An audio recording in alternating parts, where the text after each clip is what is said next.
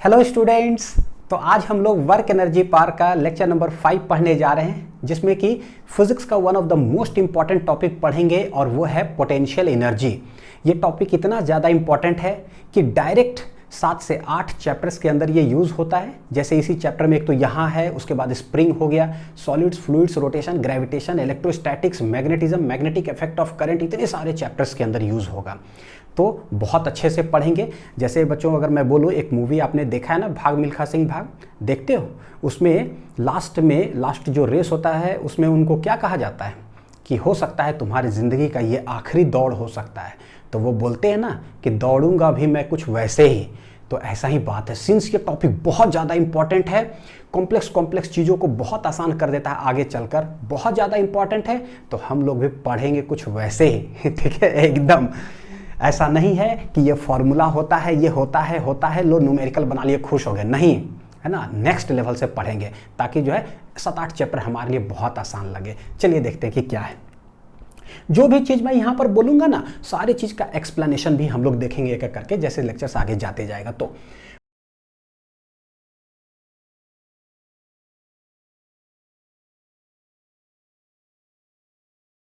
Potential energy, इसको हम लोग इंटरैक्शन एनर्जी भी कहते हैं। सच्चाई में पोटेंशियल एनर्जी का जो है ना, कहते पोटेंशियल एनर्जी, लेकिन एक्चुअली होता ये चेंज इन पोटेंशियल एनर्जी है। क्यों? सब रीज़न आगे है। ठीक है, देखो बच्चों, जैसे ये वर्ड आता है पोटेंशियल, तो हमारे दिमाग के अंदर चलता क्या है? पोटेंशियल का मतलब होता है क्षमता। तो मैं एक उदाहरण आप लोग को देता हूँ। आप मेरे को देख रहे हो ना, मेरा जो बॉडी है, कैसा ढांचा बना हुआ है, सिस्टम मेरा कैसा है, आप देखने से पता चल रहा है। ठीक, मेरे पास कितना ताकत होगा। ठीक, एक और इंसान का नाम लेता हूँ, बहुत ही महान इंसान है वो, द ग्रेट खली, आप जानते होंगे। उनको भी बगल में मैं खड़ा करता हूँ। ठीक, वो खड़े हैं और मैं खड़ा हूँ। तो आपसे मैं सवाल पूछता हूँ कि दोनों हम लोग ऐसे खड़ा हैं, आप बताइए कि हम दोनों में से किनके पास बहुत ज़्यादा पोटेंशियल है? मैं कुछ बोल ही नहीं रहा हूँ, बस इतना ही बोल रहा हूँ। आप तुरंत बोल दोगे सर आपके पास तो कुछ भी नहीं है। देखिए यहाँ पर द ग्रेट खली के पास, उनके पास खतरनाक पोटेंशियल है, क्षमता। कैसे? भाई दोनों हैं खड़ा, लेकिन फिर आप कैसे बोल पाए कि उनके पास पोटेंशियल बहुत ज़्यादा है? पता है क्यों? क्योंकि एक ऐसा एनर्जी है उनके पास स्टोर ना, जो दिखता नहीं है, लेकिन वो दिखेगा कब? जब वो किसी को अगर एक पंच मार दिए ना, तो जो चोट लगेगा ना उसको, उससे पता चलता कि भाई देखा कैसा एनर्जी उनके पास स्टोर था। उसी को जो नहीं दिख रहा था ना जब खड़े थे, सिंपल, तो वही पोटेंशियल एनर्जी है। और मैं जब मारूंगा, ठीक है, हल्का फल्का चोट लग गया, यानी मेरे पास क्या पोटेंशियल एनर्जी है? कुछ भी नहीं। तो ये दिखा, तो एक ऐसा स्टोर्ड एनर्जी जो दिखता नहीं है लेकिन दिखता है कब? जब किसी पर इफेक्ट वो प्रोड्यूस करता है, तब उसको बोलते हैं पोटेंशियल एनर्जी। ठीक है, ये रखिएगा, हर चीज, हर एग्जांपल कनेक्ट होगा आगे। अब देखते हैं कि भाई पोटेंशियल एनर्जी क्या। तो बोलते हैं कि ये एक ऐसा एनर्जी है that can be associated with the position, configuration या अरेंजमेंट, किसका? Of A system of objects that exert forces on one another. System of objects मतलब जैसे एक सिंगल पार्टिकल बोले, तो एक सिंगल पार्टिकल का मतलब होता है एक सिंगल पार्टिकल। बिल्कुल, एक लेट स्मॉल मास m है, ऐसा कुछ है, एक पार्टिकल है। सिस्टम का मतलब होता है कम से कम 2 ऑब्जेक्ट तो उसके अंदर हो, या 2 पार्टिकल, 3, 4, 5 जितना हो चलेगा, तो वो हो गया सिस्टम। सिस्टम के अंदर कम से कम ऐसा हो, तो मैं उदाहरण के तौर पर आपको समझाता हूँ। पता है क्या चीज़ से? मासेस को लेकर दोनों तरफ से समझता हूँ, ठीक है, ताकि जो है ना बहुत अच्छे से फील आ सके। एक तो मासेस को लेकर समझेंगे और एक समझते हैं चार्जेस को लेकर। ठीक है, देखते हैं। जब 2 मास है, लेट इट बी, एक m1 और एक m2, ये दोनों जो है ना r डिस्टेंस पर लाकर प्लेस कर दिया गया है। देखो, एक m1 मास कहीं और है, एक m2 मास कहीं और है, एक इंडिया में है, एक अमेरिका में है, दोनों बहुत डिस्टेंस पे रखा हुआ है। कोई आदमी आता है, दोनों को पकड़ करके ला कर r डिस्टेंस पर रखता है। ठीक है, रख दिया, ऐसे होगा क्या? हमको पता है Newton's universal law of gravitation से हम जानते हैं कि ईच एंड एवरी बॉडी जो है ना एक दूसरे को क्या करता है? फोर्स ऑफ अट्रैक्शन लगाता है, खींचता है अपने ओर। क्लास 9th में हल्का बेसिक पढ़े, ऐसे ग्रेविटेशन पूरा डिटेल में पढ़ेंगे। ठीक, क्या है? एक दूसरे को खींच रहा है अपनी ओर, किस फोर्स से? ग्रेविटेशनल फोर्स से। और वो ग्रेविटेशनल फोर्स कैसे दिया जाता है? तो Gm1m2 डिवाइडेड बाई क्या होता है? r²। ये g का जो वैल्यू है ना, ये होता है 6.67 इंटू 10⁻⁻11।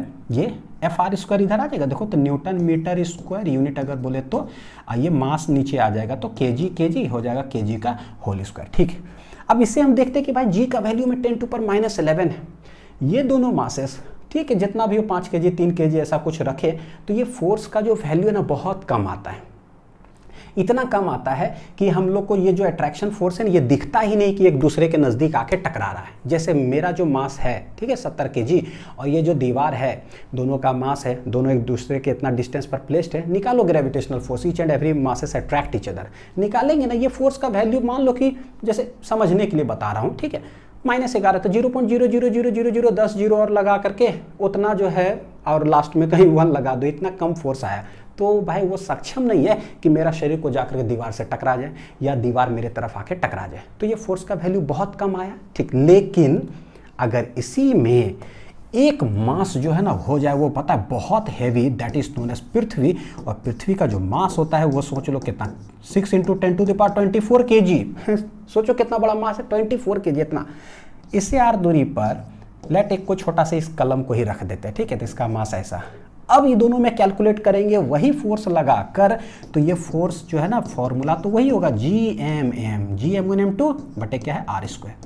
यहाँ पर देखो सिंस मास का वैल्यू बहुत ज़्यादा हो गया, तो जब कैलकुलेट करते हैं तो ये फोर्स का वैल्यू थोड़ा सा ज़्यादा आता है। यहाँ पर बहुत कम आया, 0.0010 जीरो है यहाँ पर, लेकिन मान लो कि 500 न्यूटन आ गया। समझने के लिए बता रहा हूँ, ठीक है। लेट ये कितना आ गया, 500 न्यूटन।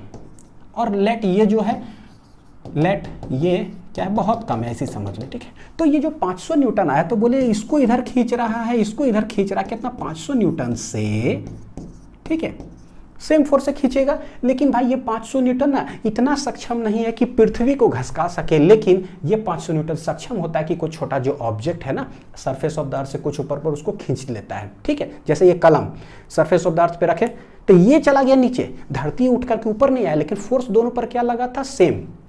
ड्यू टू हैवी मास के कारण नहीं घस सकता है। तो हम लोग बोलते हैं क्या, सिंस घसक रहा है ये सब, हम घसका करके एक्सपेरिमेंट किस पर करते हैं, ऊपर उठाते हैं, हाइट से छोड़ते हैं, सब किसको, इसको लेकर सब कुछ मूवमेंट इस पर होता है। तो हमको लगता है कि भाई देखो जो भी हम चीज़ करें वो इसी पार्टिकल पर हो रहा है, इस पर तो कुछ हो नहीं रहा है। तो लगता है कि पार्टिकल डिपेंडेंट है ऐसा कुछ, लेकिन ऐसा है नहीं भैया। ये पूरा क्या है, एक सिस्टम के अंदर ये दो पार्टिकल है, उसी के अंदर जो है फोर्स एग्जर्ट कर रहा है। तो सारा चीज़ एक सिस्टम के लिए सब डिफाइन होता है। तो ये समझ में आ रहा होगा, ठीक। ये क्या हो गया, ये हो गया एक सिस्टम, और ये जो पृथ्वी और ये जो मास हो गया, ये भी क्या हो गया, एक सिस्टम, ठीक है। एक सिस्टम के अंदर जब कोई दो ऑब्जेक्ट किसी डिस्टेंस पर ऐसे सिचुएटेड हो, एक दूसरे पर फोर्स एग्जर्ट कर रहा हो, एक दूसरे पर फोर्स एग्जर्ट कर रहा हो, तो ऐसे सिचुएशन में वो एक एनर्जी प्रोसेस करता है, उसको हम लोग बोलते हैं पोटेंशियल एनर्जी। यानी कि जब ये मासेस ऐसे है ना, तो यहाँ पर एक एनर्जी प्रोसेस कर रहा होगा, उसको बोलते हैं पोटेंशियल एनर्जी। ऐसे यहाँ पर इस तरह से है, इस एक एनर्जी प्रोसेस कर रहा होगा, बोलते हैं पोटेंशियल एनर्जी। जब मासेस इन्वॉल्व होता है तो इस पोटेंशियल एनर्जी को बोलते हैं ग्रेविटेशनल पोटेंशियल एनर्जी। कौन सा एनर्जी बोल देंगे, ग्रेविटेशनल पोटेंशियल एनर्जी। कौन सा एनर्जी बोल देंगे, ग्रेविटेशनल पोटेंशियल एनर्जी। मैकेनिज्म बताऊंगा कि सर क्या पोटेंशियल एनर्जी, अभी बताता हूँ। पहले थोड़ा सा फाउंडेशन ले लेना, आगे जो कॉम्प्लेक्स चीज़ बोलेंगे तो कम से कम समझ में आना चाहिए हम लोग को, ठीक है। चार्जेस को लेकर लेट एक प्लस Q1 चार्जेस है, लेट एक प्लस Q2 चार्ज है, दोनों r डिस्टेंस पर लाकर रख दिया गया है। पॉइंट वाला बात बच्चों, पहले ये चार्ज इंडिया में था, वो अमेरिका में था, बहुत डिस्टेंस पर। भाई कोई तो आदमी होगा जो दोनों चार्ज को पकड़ के लाकर इस पोजीशन में ऐसे रखा होगा, इस कन्फिगुरेशन में, इस अरेंजमेंट में उसने कुछ काम किया होगा, ठीक है। हाँ, लाके रख दिया। अब देखते हैं क्या, ये इस पर कौन सा फोर्स एग्जर्ट करता है, सिंस इलेक्ट्रिक चार्ज है यहाँ पर, तो इलेक्ट्रिक फोर्स एग्जर्ट करता है। ये हो गया क्या, एक सिस्टम। इलेक्ट्रिक फोर्स जो है ये होता है K Q1 Q2 divided by r², ठीक है। चार्जेस का वैल्यू बिल्कुल उसी के तरह, चार्जेस का वैल्यू यहाँ रख दो, K का वैल्यू 9 × 10⁻9 होता है यहाँ पर। आप कैलकुलेट करोगे ना, तो जो इलेक्ट्रिक फोर्स आया, लेट 10 न्यूटन आया, तो बोलते हैं वो 10 न्यूटन ना दोनों पर सेम लग रहा है, वो सक्षम होता है इस चार्ज को और इस चार्ज को फेंकने के लिए, ठीक है। तो ये हो गया मेरा क्या, इलेक्ट्रिक फोर्स।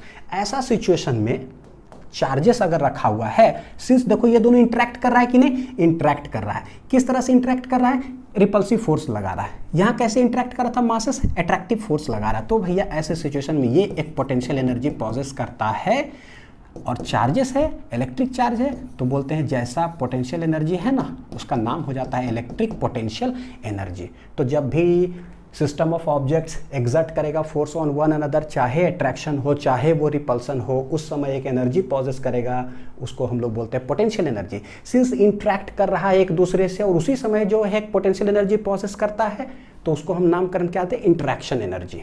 ना इंट्रैक्ट करेगा ना, एक इंडिया में रख दो एक अमेरिका में, कोई इंट्रैक्शन नहीं दोनों के बीच, no interaction energy, hence no potential energy. अच्छा, अब आते कन्फिगुरेशन से रिलेटेड एक चीज़ है हमारे पास और वो है स्प्रिंग से रिलेटेड। एक स्प्रिंग अपना नेचुरल लेंथ में है, इस तरह से कोई ब्लॉक के साथ है, नेचुरल लेंथ, इसका स्प्रिंग कांस्टेंट कितना है, के।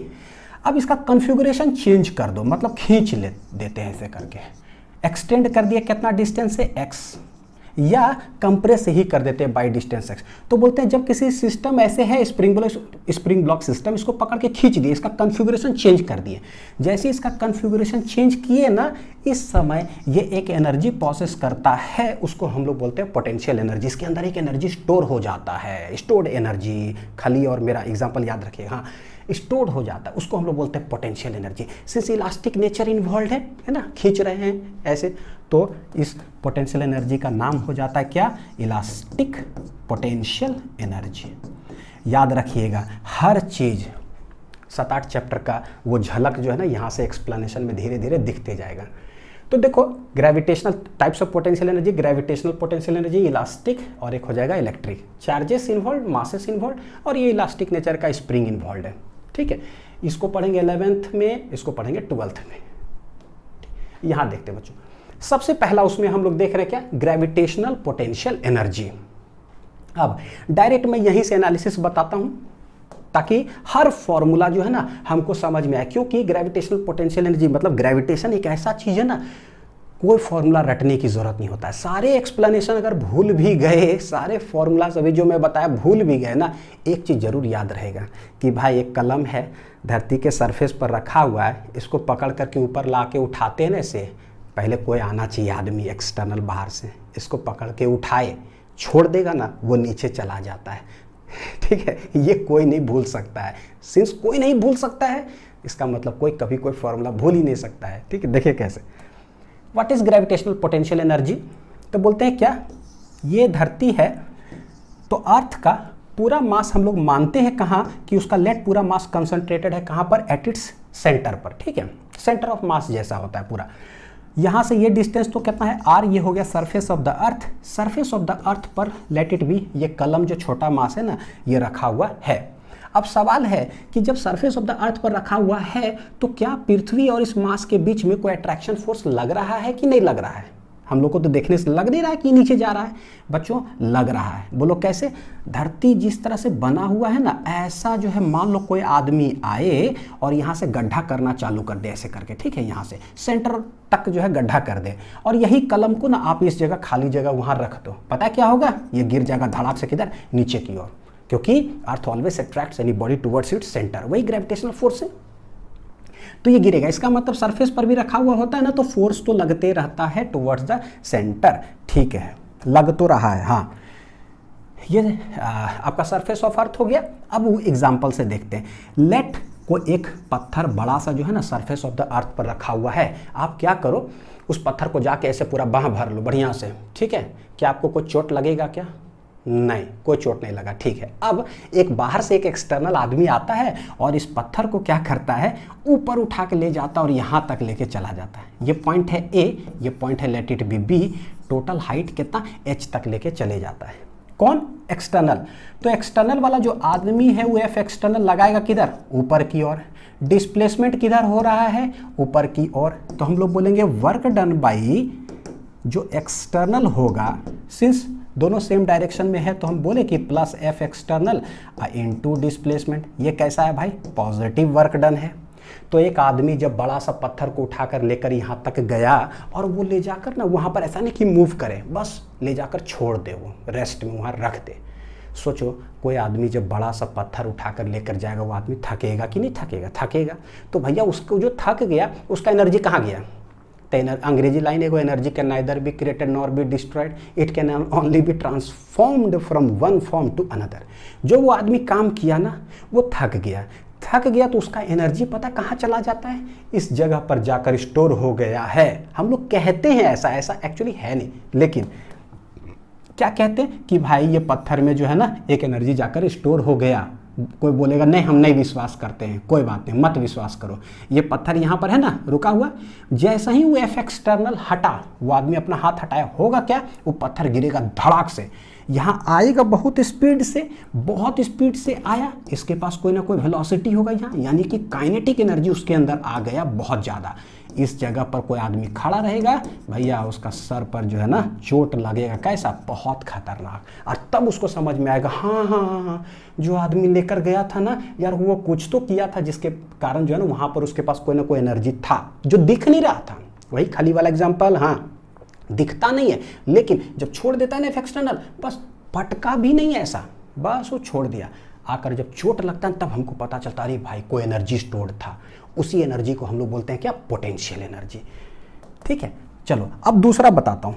वही एफ एक्सटर्नल आता है, उस पत्थर को फिर ए पॉइंट से पता क्या कहता है, लेट यहाँ तक लेके चला गया बी पॉइंट, ये और ज़्यादा है, लेट इट बी H1, ये कहता है मतलब H2, इसको H बोल दो समझने के लिए।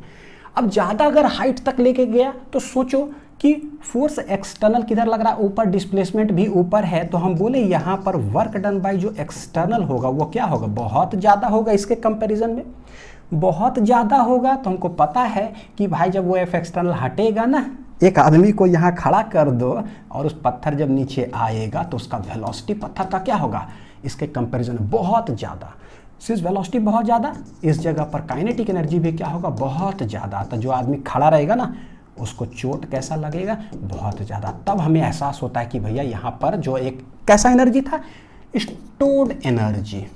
कैसा एनर्जी, स्टोर्ड एनर्जी, जिसको हम कह रहे हैं पोटेंशियल एनर्जी, यहाँ पर क्या है, बहुत ज़्यादा। स्टोर्ड एनर्जी जिसको हम कह रहे हैं क्या, पोटेंशियल एनर्जी, तो भैया इसके कंपैरिजन में यहाँ पर बहुत बहुत ज़्यादा है।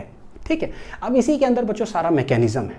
क्या है, सारा मैकेनिज्म कि भैया ये हुआ कैसे।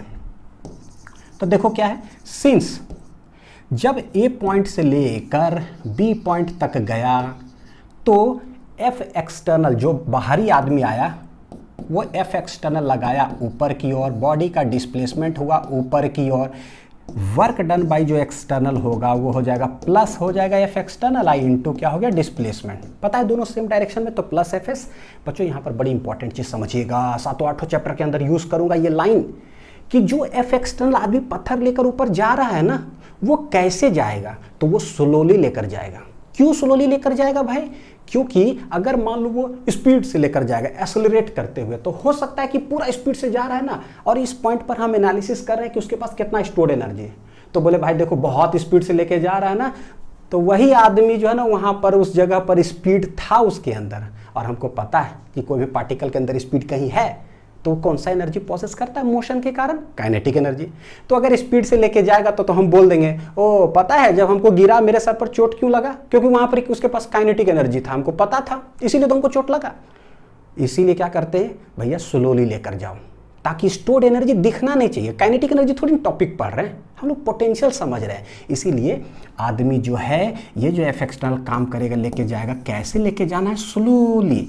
और फिजिक्स में स्लोली का मतलब होता है भैया इनिशियल वेलोसिटी भी जीरो है, फाइनल वेलोसिटी भी जीरो है, एक्सेलरेशन भी क्या हो, जीरो।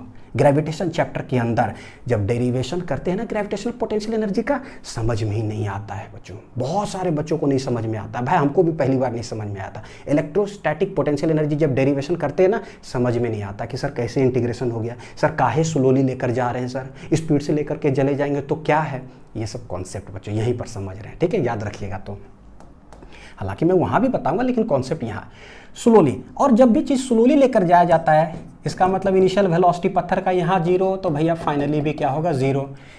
अब सोचो हम काम क्यों कैसे कर रहे हैं, एक्सटर्नल जो पत्थर लेकर, अब एक्सटर्नल आदमी जो पत्थर लेकर ऊपर जा रहा है वो काम कर क्यों रहा है, क्योंकि पता है पृथ्वी जो है ना इस पत्थर पर फोर्स किधर लगा रही है, नीचे की ओर। कितना force, mg, gravitational force mg नीचे की ओर लग रहा है। और एफ एक्सटर्नल जो है क्या करता है, ये जो वर्क डन करते हैं ना पृथ्वी कोई चीज खींच रहा हो नीचे और उसके अगेंस्ट काम करेंगे तभी तो हमको काम करना पड़ता है। कोई खींच रहा हो और उसके अगेंस्ट हम ये करना चाह रहे हैं तब हम वर्क डन करते हैं।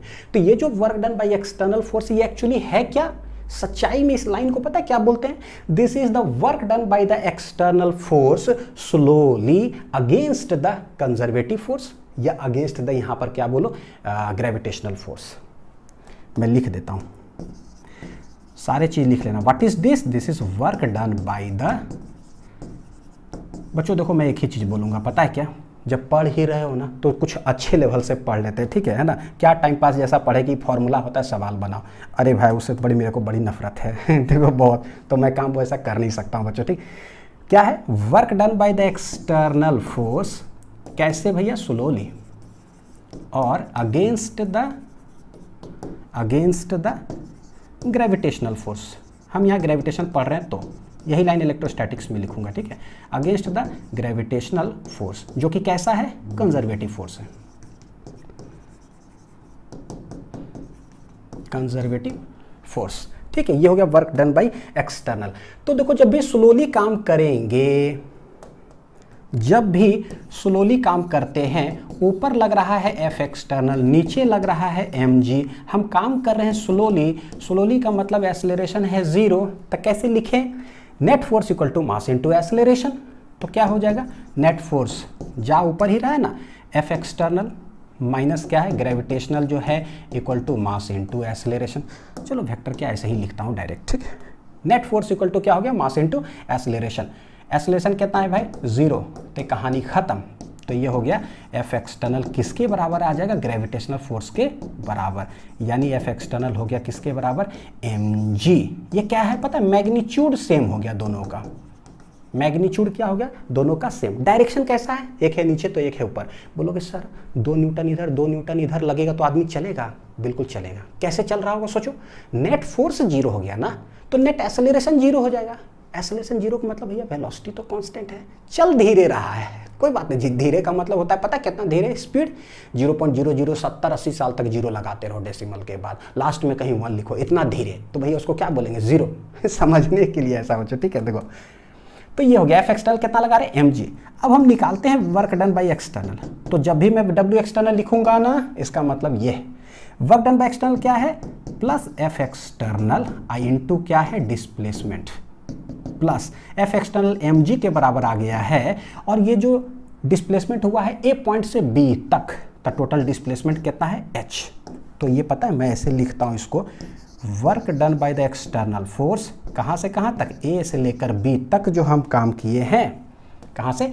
ए से लेकर बी तक जो काम किए हैं वो आया है इतना।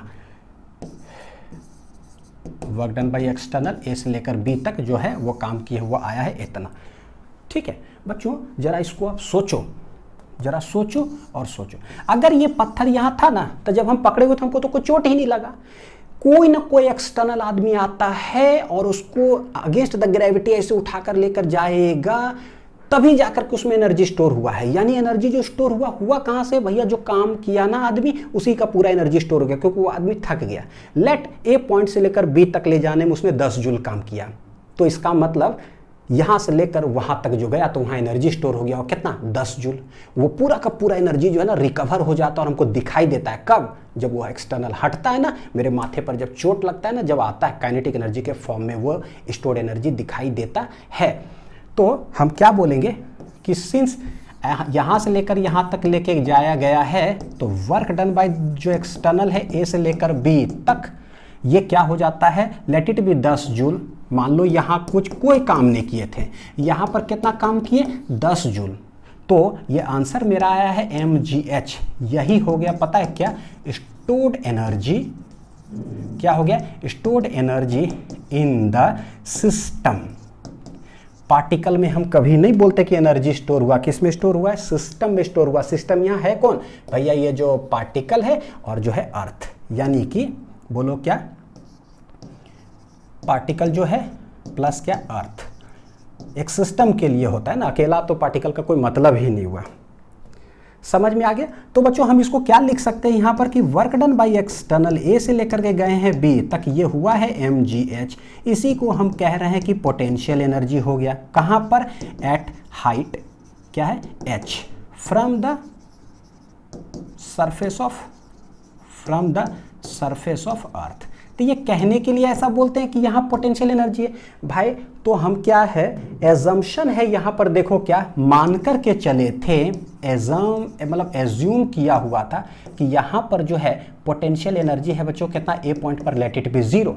यहाँ पर जो है स्टोर्ड एनर्जी हो गया potential energy at point B, हमने कैलकुलेट किया, यहाँ से यहाँ कितना काम किया 10 जूल। तो ये 10 जूल इस जगह पर हम बोलते हैं कि स्टोर हो गया, ठीक है। तो ये जो है कितना हो गया 10 जूल। तो एक्चुअली 10 जूल जो आया है mgh, एक्चुअली जो 10 जूल आया है mgh, क्या ये पोटेंशियल एनर्जी है क्या? नहीं, it is the change in the potential energy between point B and point A. क्यों?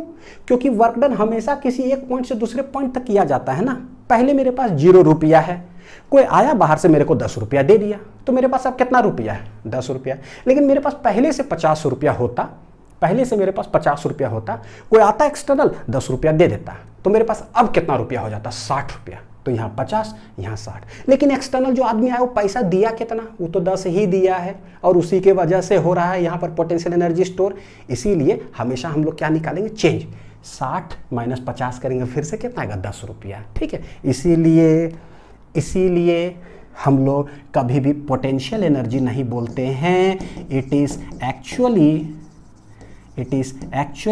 Change in potential energy, change in potential energy between points A and B। Potential energy को U से denote करते हैं। Change का मतलब हमेशा होता है फाइनल माइनस इनिशियल। लेके गए हैं A से B तो हो जाएगा क्या, UB माइनस UA। तो ये है mgh माइनस 0, जिसको कि हम लोग कह देते हैं क्या चीज, mgh। ये mdh मसाला जैसा लग रहा है ना। हाँ, तुम सा कोई प्यारा कोई मासूम नहीं है, क्या चीज़ हो तुम खुद तुम्हें मालूम नहीं है। पोटेंशियल एनर्जी एक ऐसा चीज़ है ना, पता ही नहीं चलता है कि कैसा है। तो एक रिलेशन बच्चों हमारे पास जो है ये डेराइव होकर आ गया है। Work done by the external force from point A to B which is done against the gravity, वो होता है किसके बराबर, चेंज इन पोटेंशियल एनर्जी के बराबर। यानी potential energy work done external से रिलेटेड है। लेकिन पोटेंशियल एनर्जी का बुक के अंदर बच्चों डेफिनेशन जो है ना, वो एक्सटर्नल को लेकर डिफाइन ही नहीं किया जाता है, लेकिन हमको डायरेक्ट ये समझ में आ रहा है। अब इसी के अंदर हम लोग देखें कि भाई जब किसी पत्थर को यहां से लेकर यहां तक उठाकर लेके जाया गया तो एक्सटर्नल जो काम किया वो पोटेंशियल एनर्जी में जाकर स्टोर हो गया, ठीक है। लेकिन उसी समय ग्रेविटी क्या काम कर रहा है, जो कि कंजर्वेटिव फोर्स है। तो हम ये निकाल सकते हैं, यानी कि अब हम निकाल रहे हैं पता है क्या, वर्क डन बाय कंजर्वेटिव, यानी कि वर्क डन बाय ग्रेविटी निकाल रहे हैं कि क्या, सेम वही पॉइंट है यहाँ पर कितना A, गया है कितना h हाइट, ये है पॉइंट कितना B। तो हमको पता है, ठीक है, एक्सटर्नल लग रहा है ऊपर, ग्रेविटेशनल फोर्स लग रहा है किधर, नीचे। ये जा किधर रहा है, डिस्प्लेसमेंट है ऊपर। तो वर्क डन बाई जब ग्रेविटी बोलेंगे, फोर्स ऑफ ग्रेविटी लग रहा है नीचे, डिस्प्लेसमेंट है ऊपर, वर्क डन आएगा नेगेटिव। वर्क डन कितना आएगा, नेगेटिव। तो force of gravity into total displacement. हमको पता है ग्रेविटेशनल फोर्स कितना लगता है, mg, टोटल डिस्प्लेसमेंट गया h। और अभी हम देखे हैं कि ये जो mgh होता है वो क्या होता है, ये है चेंज इन पोटेंशियल एनर्जी। यानी कि वर्क डन बाय ग्रेविटी क्या है ना, negative of the change in potential energy है। तो क्या हम ऐसा कह सकते हैं बच्चों, वर्क डन बाय कंजर्वेटिव जो है, यानी कि वर्क डन बाय ग्रेविटी, ये आया है क्या, माइनस डेल्टा U के बराबर। क्या है, माइनस डेल्टा U के बराबर। तो इसको आप लिख लीजिए। इन जनरल डायरेक्ट हम लोग बोलेंगे पता है क्या, वर्क डन बाय कंजर्वेटिव होता है माइनस डेल्टा U। देखो एक चीज, ग्रेविटेशनल फोर्स भी कंजर्वेटिव है, इलास्टिक स्प्रिंग फोर्स जो है ना वो भी कंजर्वेटिव होता है। आगे देखेंगे इलेक्ट्रिक फोर्स भी जो कंजर्वेटिव होता है। तो यहाँ से एक रिलेशन गजब तगड़ा बैठ गया, work done by gravitational minus delta U, work done by electric force minus delta U, work done bye elastic जो है स्प्रिंग फोर्स जो हो जाएगा वो भी क्या हो जाएगा, माइनस डेल्टा U। तो ये दोनों मेरे लिए क्या हो गया पता है, ब्रह्मास्त्र हो गया। यहीं से बच्चों रिजल्ट डेराइव हो गया। तो आगे जो है ये करके सब लोग कॉपी के कवर के ऊपर जो मैंने कहा था वो सब लोग लिख लो बच्चों। एक चीज सबसे ब्रह्मास्त्र, वर्क डन बाय कंजर्वेटिव जो होता है वो क्या होता है, minus delta you. This is only the क्या है, मेन थिंग। लेकिन इसके अंदर अभी हम देखे हैं क्या, इफ ओनली ग्रेविटेशनल सिर्फ फोर्स लग रहा है, ठीक है, जो कैसा है, कंजर्वेटिव फोर्स। तो भैया कंजर्वेटिव फोर्स जब लगता है ना, तो हमने देखा कि वर्क डन बाय जो एक्सटर्नल है वो डेल्टा यू के बराबर है, वेरीफाइड है, प्रूफ है। तो यहां पर एक रिजल्ट आ गया कि if only conservative forces are acting, if only conservative forces are acting, सिर्फ अगर यही एक्ट करे तो बोलेंगे कि वर्क डन बाय एक्सटर्नल जो है ना वो डेल्टा यू के बराबर होता है। दिस इज वैलिड, ठीक है, याद रखिएगा। तो ये दोनों सारे लोग कॉपी के ऊपर लिख लो, ठीक है, जिसका कि यूज हम लोग फ्रीक्वेंट करेंगे। चलिए अब देखते हैं बच्चों, नोट पॉइंट है दो चीज। बोलता है कि potential energy is defined only for conservative force. अच्छा, ऐसा बात है क्या? दूसरा पॉइंट है कि potential energy is not defined for non conservative force. दोनों जगह मैंने लिखा है, रीजन है क्यों, ठीक है, वो बताओ। एक चीज देखिएगा, डेफिनेशन ऑफ पोटेंशियल एनर्जी, ठीक है, हमने लिखा how it is defined and why. अभी हमने देखा कि भैया work done by conservative minus delta you होता है, हमको चाहिए तो पोटेंशियल एनर्जी का डेफिनेशन। यहां पर पोटेंशियल एनर्जी आ गया, तो यानी हम ऐसे भी डिफाइन कर सकते थे। सिर्फ ग्रेविटेशनल फोर्स जब लग रहा है यानी कंजर्वेटिव फोर्स, तो भैया वर्क डन बाय एक्सटर्नल भी पोटेंशियल एनर्जी के बराबर हो गया, चेंज इन पोटेंशियल एनर्जी, यानी यहां से भी डिफाइन किया जा सकता था। लेकिन साइंटिस्ट के पास जो है ना कुछ समस्या आया, इसको डिफाइन करने में भी समस्या आया, और work done bye non conservative force इससे भी डिफाइन करने में समस्या आया। तो हम देखते हैं कि इससे क्या समस्या आया, इससे क्या समस्या आया, और ऐसा साइंटिस्ट को क्या प्यारा लगा कि उन्होंने पोटेंशियल एनर्जी को डिफाइन किया सिर्फ इससे, ठीक है। तो वो भी हम लोग देखते हैं बच्चों। देखो यहां होता क्या है, पोटेंशियल एनर्जी बोलते हैं defined for conservative force only. किसके लिए डिफाइन होता है? सिर्फ कंजर्वेटिव फोर्स। अच्छा, एक और चीज, जब भी है ना कंजर्वेटिव फोर्स बोले, नॉन कंजर्वेटिव फोर्स बोले ना, तो दिमाग नहीं चलता, लगता कि अच्छा ये वो लेक्चर देखना पड़ेगा, पता नहीं क्या क्या पाथ डिपेंडेंट ऐसे वैसे था, बड़ी कॉम्प्लिकेशन लगता है। लेकिन अगर मैं एक चीज़ बोलूँ, 2 रुपया प्लस 1 रुपया, तुरंत बोल दोगे 3 रुपया, इसमें कुछ सोचना ही नहीं पड़ा। तो वैसा ही कुछ इसमें करते हैं। जब भी मैं बोलूँ ना कंजर्वेटिव, तो आप सिर्फ एक चीज़ समझना, वो ग्रेविटेशनल फोर्स, एक कलम को उठा करके ऐसे लाते हैं, छोड़ दो तो नीचे गिर जाता है। तो भैया कंजर्वेटिव मतलब ग्रेविटेशनल फोर्स, डायरेक्ट दिमाग में डालेंगे ताकि तुरंत हमें चीज़ समझ में आए। जब भी मैं बोलूँ ना नॉन कंजर्वेटिव, अच्छा फ्रिक्शन, अच्छा तुरंत नॉन कंजर्वेटिव मतलब फ्रिक्शन, तुरंत कंजर्वेटिव मतलब ग्रेविटेशनल फोर्स, वही कलम को उठाए छोड़े नीचे चल गया, तुरंत दिमाग में क्लिक करेगा।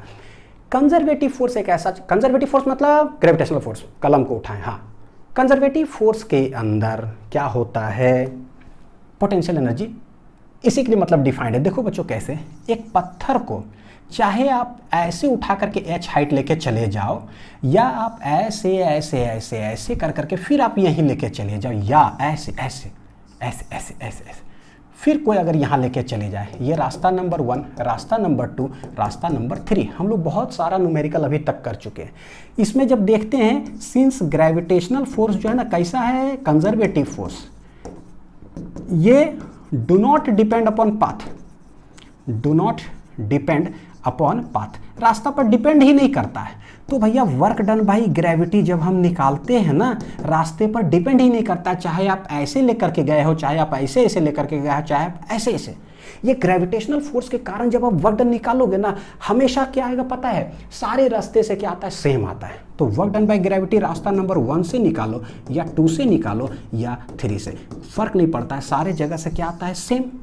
और अब हम दिमाग में मेरे पिक्चर तो है कि भैया सरफेस ऑफ द अर्थ से सिर्फ आप h हाइट लेकर के चले जाओ ना, आप चाहे ऐसे लेके जाओ, उससे फर्क नहीं पड़ता। जब ले जाकर कोई एक्सटर्नल आदमी वहां रख देगा ना, और जब अपना हाथ हटाएगा ना, जब गिरेगा ना, हमको चोट लगेगा सेम अमाउंट से। तो इधर से भी कोई ले जाके रखे, इधर से भी कोई ले जाके रखे, और यहां से भी ले जाके रखे, सेम एनर्जी वहां पर स्टोर होता है। क्यों? क्योंकि जब वो गिरता है ना तो हमको सेम अमाउंट से चोट लगता है। ठीक है, तो यहां से पता चला कि अच्छा स्टोर्ड एनर्जी जो है इस जगह पर क्या होता है, सेम थ्रू क्या है, 1, 2 या 3 से। तो ये अच्छा ठीक है ना, समझ में आया कि अच्छा भाई हर जगह से जब सेम है तो इसके लिए तो डिफाइंड है। लेकिन अगर मान लो कि नॉन कंजर्वेटिव फोर्स के लिए क्या ऐसा नहीं है क्या? तो नॉन कंजर्वेटिव में बच्चों हम जानते हैं कि देखो मेरे पास उदाहरण क्या है, फ्रिक्शन कैसा फोर्स है? Non conservative force. ठीक, लेट ये रास्ता है, सरफेस है, यहाँ पर कोएफिशिएंट ऑफ फ्रिक्शन है इतना, और करते क्या है, इसको खींच करके देखो एफ एक्सटर्नल जो है ना, एफ एक्सटर्नल को इसको खींचते खींचते खींचते ले जाकर जो है ना इस ब्लॉक को ले जाकर यहाँ रखता है। वो भी कैसे लेके जाएगा? स्लोली। ठीक, दोनों को समझ लेते हैं। पता है, बोलो सर आप क्या समझा रहे हो? देखो ये बच्चों, ये क्योंकि थोड़ा सा कॉम्प्लिकेशन है मैं समझता हूँ, लेकिन आप लोग को थोड़ा सा ये देखो, अभी ये वाला बता रहा हूँ कि एक्सटर्नल के द्वारा पोटेंशियल एनर्जी क्यों डिफाइंड नहीं हुआ, क्योंकि ये हर जगह वैलिड नहीं होता है। कंजर्वेटिव फोर्स में तो ठीक है पोटेंशियल एनर्जी इसमें आया, लेकिन नॉन कंजर्वेटिव फोर्स के लिए जब हम देखते हैं ना तो पोटेंशियल एनर्जी पिक्चरे में नहीं आता है। देखो कैसे, यहाँ पर नॉन कंजर्वेटिव फोर्स फ्रिक्शन है, हम वर्क एक्सटर्नल लगा करके इसको, बच्चों एक मिनट, हम एक्सटर्नल फोर्स स्लोली लगा करके यहाँ से लेकर के यहाँ तक गए तो फ्रिक्शन इधर लग रहा है, काइनेटिक हमको पता है कि इसके अगेंस्ट धीरे धीरे धीरे यहाँ तक लेकर के गए हैं। यह है पॉइंट ए, यह है पॉइंट बी। तो हम लोग कुछ तो काम किए होंगे, वर्क डन बाय एक्सटर्नल। कितना काम किए होंगे?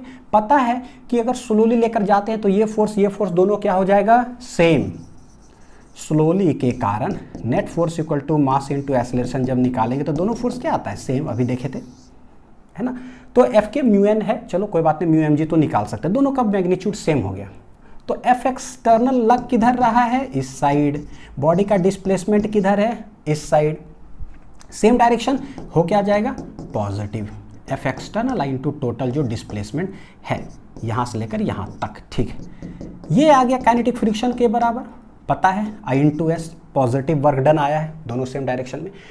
सोचो बच्चों क्या है, कोई आदमी धीरे से खींचते हुए ले जाकर के यहां रखा, क्या जो एक्सटर्नल आदमी काम किया इस पॉइंट तक लाने में, यहां पर जब वो हटा देता है तो क्या ऐसा है कि किधर फेंका जाकर के किसी को चोट लगता है? नहीं। सोच करके देखो, आपको समझ में आएगा। यानी यहां पर क्या एक्सटर्नल जब खींच करके लाता है ना, अगेंस्ट फ्रिक्शन जब कोई काम कर रहा है, यानी अगेंस्ट नॉन कंजर्वेटिव फोर्स जब काम करता है, तो ये तो काम किया, रगड़ करके ला रहा है ऐसे करके, लेकिन थक गया बेचारा। ये भी सवाल है कि इसका एनर्जी गया कहाँ?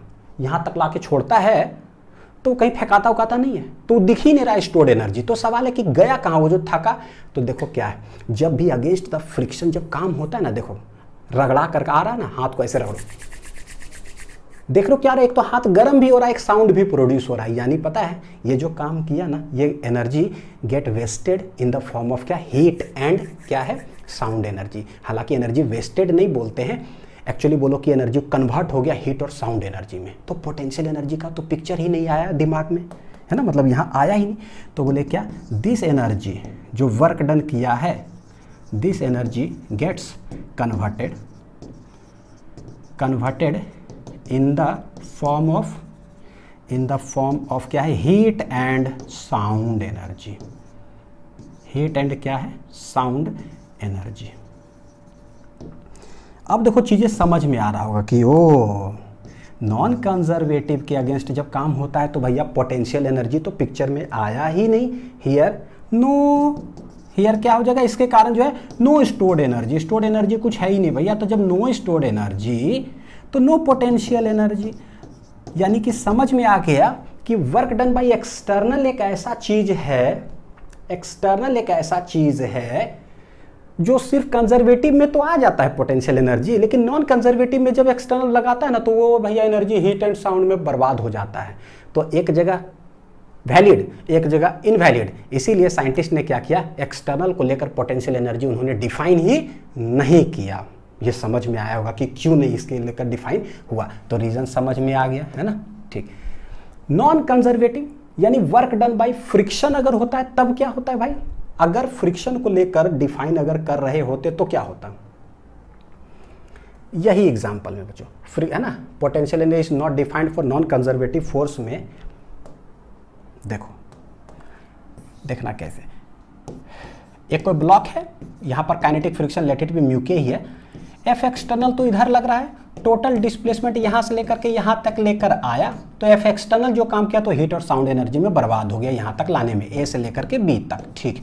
लेकिन वर्क डन बाय फ्रिक्शन जो है वो क्या है, जो कि work done bye non conservative force है, ठीक है। ये देखो फ्रिक्शन किधर लगेगा, जब ये ब्लॉक उधर जा रहा होगा काइनेटिक फ्रिक्शन लगता है इधर, डिस्प्लेसमेंट हो रहा है उधर, तो वर्क डन बाय फ्रिक्शन क्या हो जाएगा, नेगेटिव, माइनस इतना, यानी कि माइनस एफ के इंटू क्या हो गया एस, नेगेटिव वर्क डन आया, ठीक है। अच्छा, work done by friction since F के इतना है, हमको पता है कि भाई नॉन कंजर्वेटिव बोलो चाहे फ्रिक्शन बोलो, है ना, ये दोनों कैसा है, पाथ डिपेंडेंट, कैसा है, पाथ डिपेंडेंट, यानी कि अगर ए से लेकर बी तक ब्लॉक को जा रहा हो, फ्रिक्शन अगर मान लो कि पोटेंशियल एनर्जी डिफाइंड होता फ्रिक्शन को लेकर, नॉन कंजर्वेटिव फोर्स को लेकर, तब पाथ डिपेंडेंट है। पाथ डिपेंडेंट का मतलब ये हुआ कि ब्लॉक को कोई ऐसे लेके गया, या कोई आदमी ब्लॉक को ऐसे लेकर जाता, ठीक है, इस रास्ते से लेकर जाता, या ब्लॉक को कोई ऐसे ऐसे ऐसे ऐसे लेकर यहाँ आता है इस रास्ते से, सोचो बच्चों क्या होता, this is path 1, this is path 2, this is path 3। हर रास्ते से वर्क डन क्या होता, अलग अलग होता, पाथ डिपेंडेंट है ना, फ्रिक्शन इस रास्ते से लेके जाओ तो अलग काम करेगा, फ्रिक्शन इस रास्ते से लेके जाओ तो अलग काम करेगा। तो फ्रिक्शन के द्वारा जो वर्क डन होगा, work done by friction 1 is not equal to work done by friction in path 2, not equal to work done by friction in path 3। तो अगर पोटेंशियल एनर्जी इसके रास्ते फ्रिक्शन के लिए डिफाइंड होता तो क्या होता, यहां से यहां तक लाता, अलग पोटेंशियल एनर्जी यहाँ स्टोर होता, इस रास्ते से लाता अलग वर्क डन करता तो अलग पोटेंशियल एनर्जी होता, इस रास्ते से लेके आता तो अलग वर्क डन करता तो अलग पोटेंशियल एनर्जी स्टोर होता। यानी भैया फ्रिक्शन के कारण एक ही पॉइंट पर अलग अलग वर्क डन करके लाएगा, अलग अलग पोटेंशियल एनर्जी स्टोर होगा, इसका कोई मतलब बनता है, इट इज मतलब नॉनसेंस हो गया, इसका कोई मतलब ही नहीं हुआ, नो मीनिंग, मीनिंगलेस चीज़ है। मैं हूँ एक सिस्टम में है, मैं बोलता हूँ कि मेरे अंदर एक तो मेरा एनर्जी है ही, इसी के अंदर अक्षय कुमार का भी एनर्जी है, इसी के अंदर द ग्रेट खली का भी एनर्जी है, मीनिंगलेस हो गया भैया। कैसे भैया, आपको देख करके थोड़ी लग रहा है सर आपके पास अक्षय कुमार का एनर्जी होगा, उस तरह का फ्लाइंग किक आप मार दीजिएगा जंप द ग्रेट खली जैसा काम कर दीजिएगा, नहीं, मीनिंगलेस है। इसीलिए फ्रिक्शन को लेकर या नॉन कंजर्वेटिव के लिए पोटेंशियल एनर्जी डिफाइंड नहीं हुआ। क्या हुआ बच्चों, नहीं डिफाइंड हुआ। तो सवाल है कि डिफाइन किसके लिए हुआ, किसके लिए डिफाइंड हुआ, हेंस इसके लिए भी डिफाइंड नहीं हुआ। साइंटिस्ट ने सोचा भैया गलत है, तो definition potential energy is defined only because of this conservative equal to minus delta U, क्योंकि कंजर्वेटिव में रास्ते पर डिपेंड ही नहीं करता, जैसे जैसे लेकर के जाओ एक पॉइंट तक सेम अमाउंट ऑफ एनर्जी से स्टोर, और हमारे लिए वही चाहिए था पोटेंशियल एनर्जी, तो इससे हम डिफाइन करेंगे। समझ में आ गया। लेकिन क्या ये सही है कि नहीं, बिल्कुल सही है ये वाला। कब, सिर्फ जब कंजर्वेटिव लग रहा हो तब ये सही है। तो करते क्या हैं, करते क्या हैं बच्चों, वो जो रिजल्ट मैंने आप लोग को लिखाया वो रिजल्ट ये है कि work done by conservative minus delta you always valid. लेकिन सिर्फ जब कंजर्वेटिव फोर्स लग रहा होगा ना सवाल के अंदर, यानी सिर्फ ग्रेविटेशनल फोर्स हो, सिर्फ स्प्रिंग फोर्स हो या सिर्फ इलेक्ट्रिक फोर्स हो, तो ये वाला भी वैलिड होता है। सवाल इससे भी आता है, सवाल इससे भी आता है। समझ में आ गया। चलिए अब ना करता हूं क्या, मैं आप लोग को एक जरा सवाल करके, जरा आप सवाल करिए, जरा देखिए। Potential energy of a body in position A is -40 joule. मतलब एक पोजीशन ए है, यहां पर बोल रहा है क्या, पोटेंशियल एनर्जी कितना है, -40 जूल है, ठीक। Work done by conservative force in moving the body from A to B, A से लेकर बी तक आने में वर्क डन बाय जो कंजर्वेटिव है वो कितना है, -20 जूल है, ठीक। बोलता है find potential energy of the body in position B. बताओ कि यहां पर पोटेंशियल एनर्जी होगा क्या।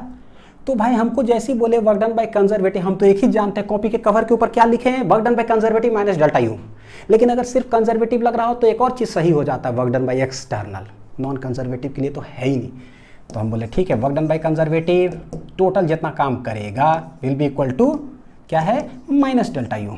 तो लिख लो work done by conservative minus इतना है, डेल्टा का मतलब होता है चेंज, चेंज मतलब फाइनल माइनस इनिशियल। ए से गया है बी, तो मेरे लिए फाइनल हो गया ये, माइनस हो गया इनिशियल ये, ठीक है, फाइनल माइनस इनिशियल। क्या बन जाएगा देखो इधर पलट जाएगा माइनस साइन के कारण, U A minus U B, U A कितना है -40 जूल, ब्रैकेट में लिख दीजिए हमेशा। हेंस यू बी इधर आ गया, ये -40 है और उधर हो गया कितना +20, तो कितना आ जाएगा answer -20 joule.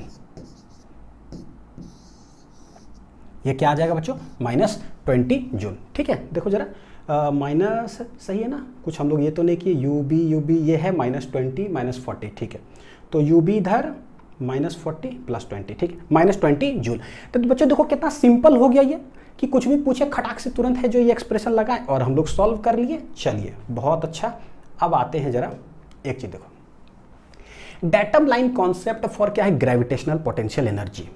Gravitational potential energy क्या है, तो आपको पता है कि भाई सरफेस ऑफ द अर्थ से h हाइट ऊपर लेके जाते हैं तो पोटेंशियल एनर्जी स्टोर हो जाता है किसमें, सिस्टम के अंदर, अर्थ प्लस ऑब्जेक्ट एक सिस्टम के अंदर स्टोर होता है, ठीक। तो बोलता है डेटम लाइन का मतलब क्या है, ये न्यूमेरिकल्स में अक्सर यूज होता है, आगे कंजर्वेशन ऑफ मैकेनिकल एनर्जी पढ़ाऊंगा ना तो इसका खूब यूज करने वाले, इससे सवाल बहुत आसान हो जाता है। डेटम लाइन को हम लोग एक रेफरेंस लाइन भी बोलते हैं, ठीक है, इसको एक बेसिक लाइन भी कहा जाता है।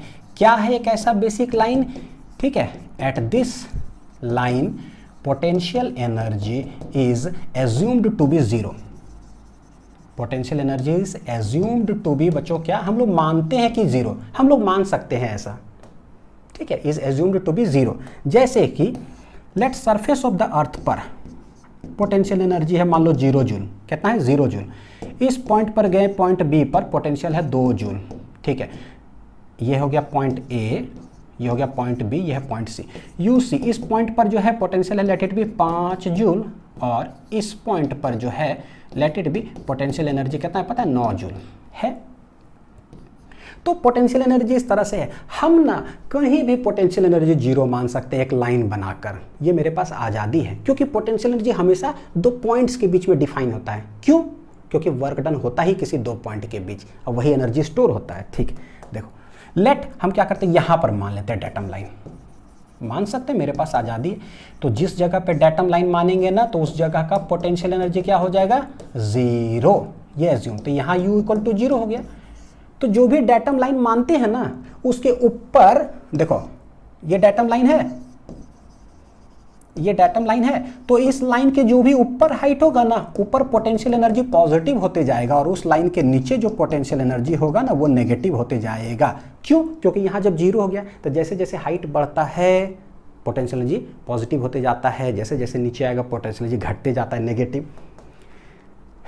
तो हम क्या करें, अगर यहाँ 0 है तो बताओ कि इसके रेफरेंस में यहाँ पर पोटेंशियल क्या होगा, जानते हैं यहाँ 5 है यहाँ 9 है, तो कितना आगे है 4, तो बोलेंगे इस जगह का पोटेंशियल कितना हो जाएगा पता है, +4 जूल। देखो सही है, चाहे ऐसे बोलो चाहे ऐसे बोलो, 5 है हम मान लिए, मान लो 0, तो हम भी सही कह रहे हैं कि इस दोनों के बीच में 4 जूल का डिफरेंस है, इस दोनों के बीच में 4 जूल का डिफरेंस है, सही है।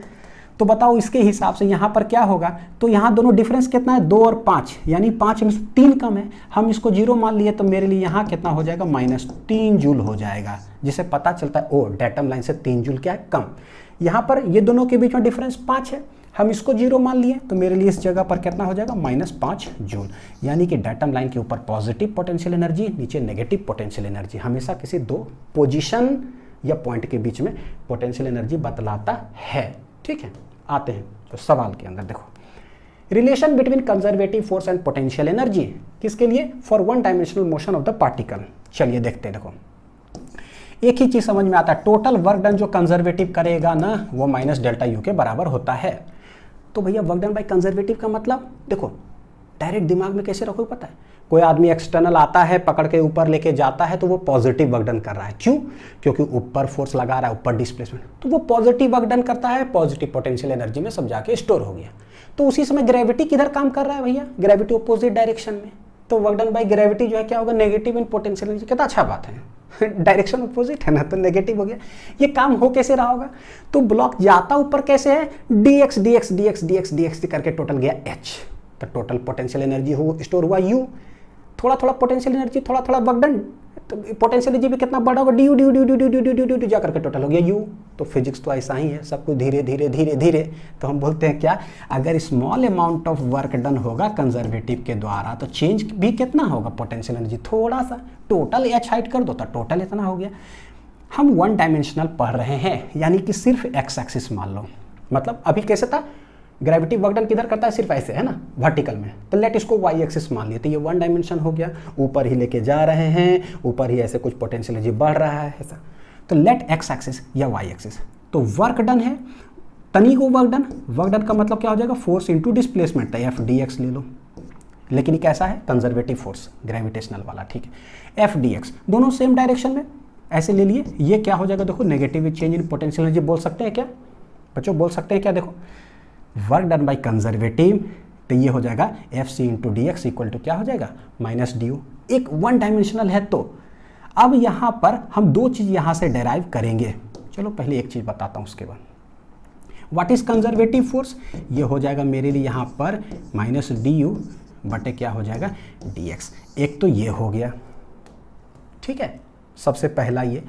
और चलो इसको उधर कर देता हूँ, ठीक, समझने के लिए। देखो यहाँ, हाँ, दूसरा हम क्या कर सकते हैं, since D W work done by conservative जो है ये माइनस डी यू है, एक डायमेंशन की बात कर रहे हैं, तो एफ कंजर्वेटिव इंटू जो डी एक्स होगा ये हो गया माइनस डी यू। देखो डी एक्स इंटीग्रेट कर दो, डी यू इंटीग्रेट कर दो। लेट जब x1 पर है तो पोटेंशियल एनर्जी कितना है, u1। डी एक्स x1 से जब हो गया मेरा कितना, x2 पोजीशन पर चला गया तो पोटेंशियल एनर्जी कितना हो गया, u2। ठीक है, ऐसे ये बच्चों सवाल इस पर भी बनते हैं। कोई कंफ्यूजन मत होइएगा, ऐसे कर करके यहां निकाला जाता है। ये कब यूज करेंगे, ये कब यूज करेंगे, देखो ये है डिफरेंशिएशन। क्या है, डिफरेंशिएशन। भैया ये क्या है, इंटीग्रेशन।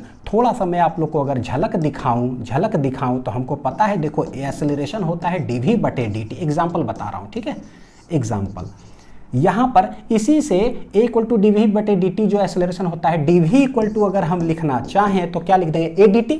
क्या लिखना चाहे, देखो ऐसे ए डी टी जो हो जाएगा क्या हो गया, dv, यानी चीज तो वही है, लेकिन जब इस तरह से लिखते हैं तो dv टोटल पोटेंशियल में कितना चेंज हुआ, सॉरी टोटल वेलोसिटी में कितना चेंज हुआ, dv, और इधर dt है, तो इधर आ जाता है कितना टाइम से कितना टाइम तक कितना वेलोसिटी से कितना वेलोसिटी हो गया। क्या आपको ये जो चीज़ लिखा हुआ दिख रहा है, क्या ये यही नहीं है क्या?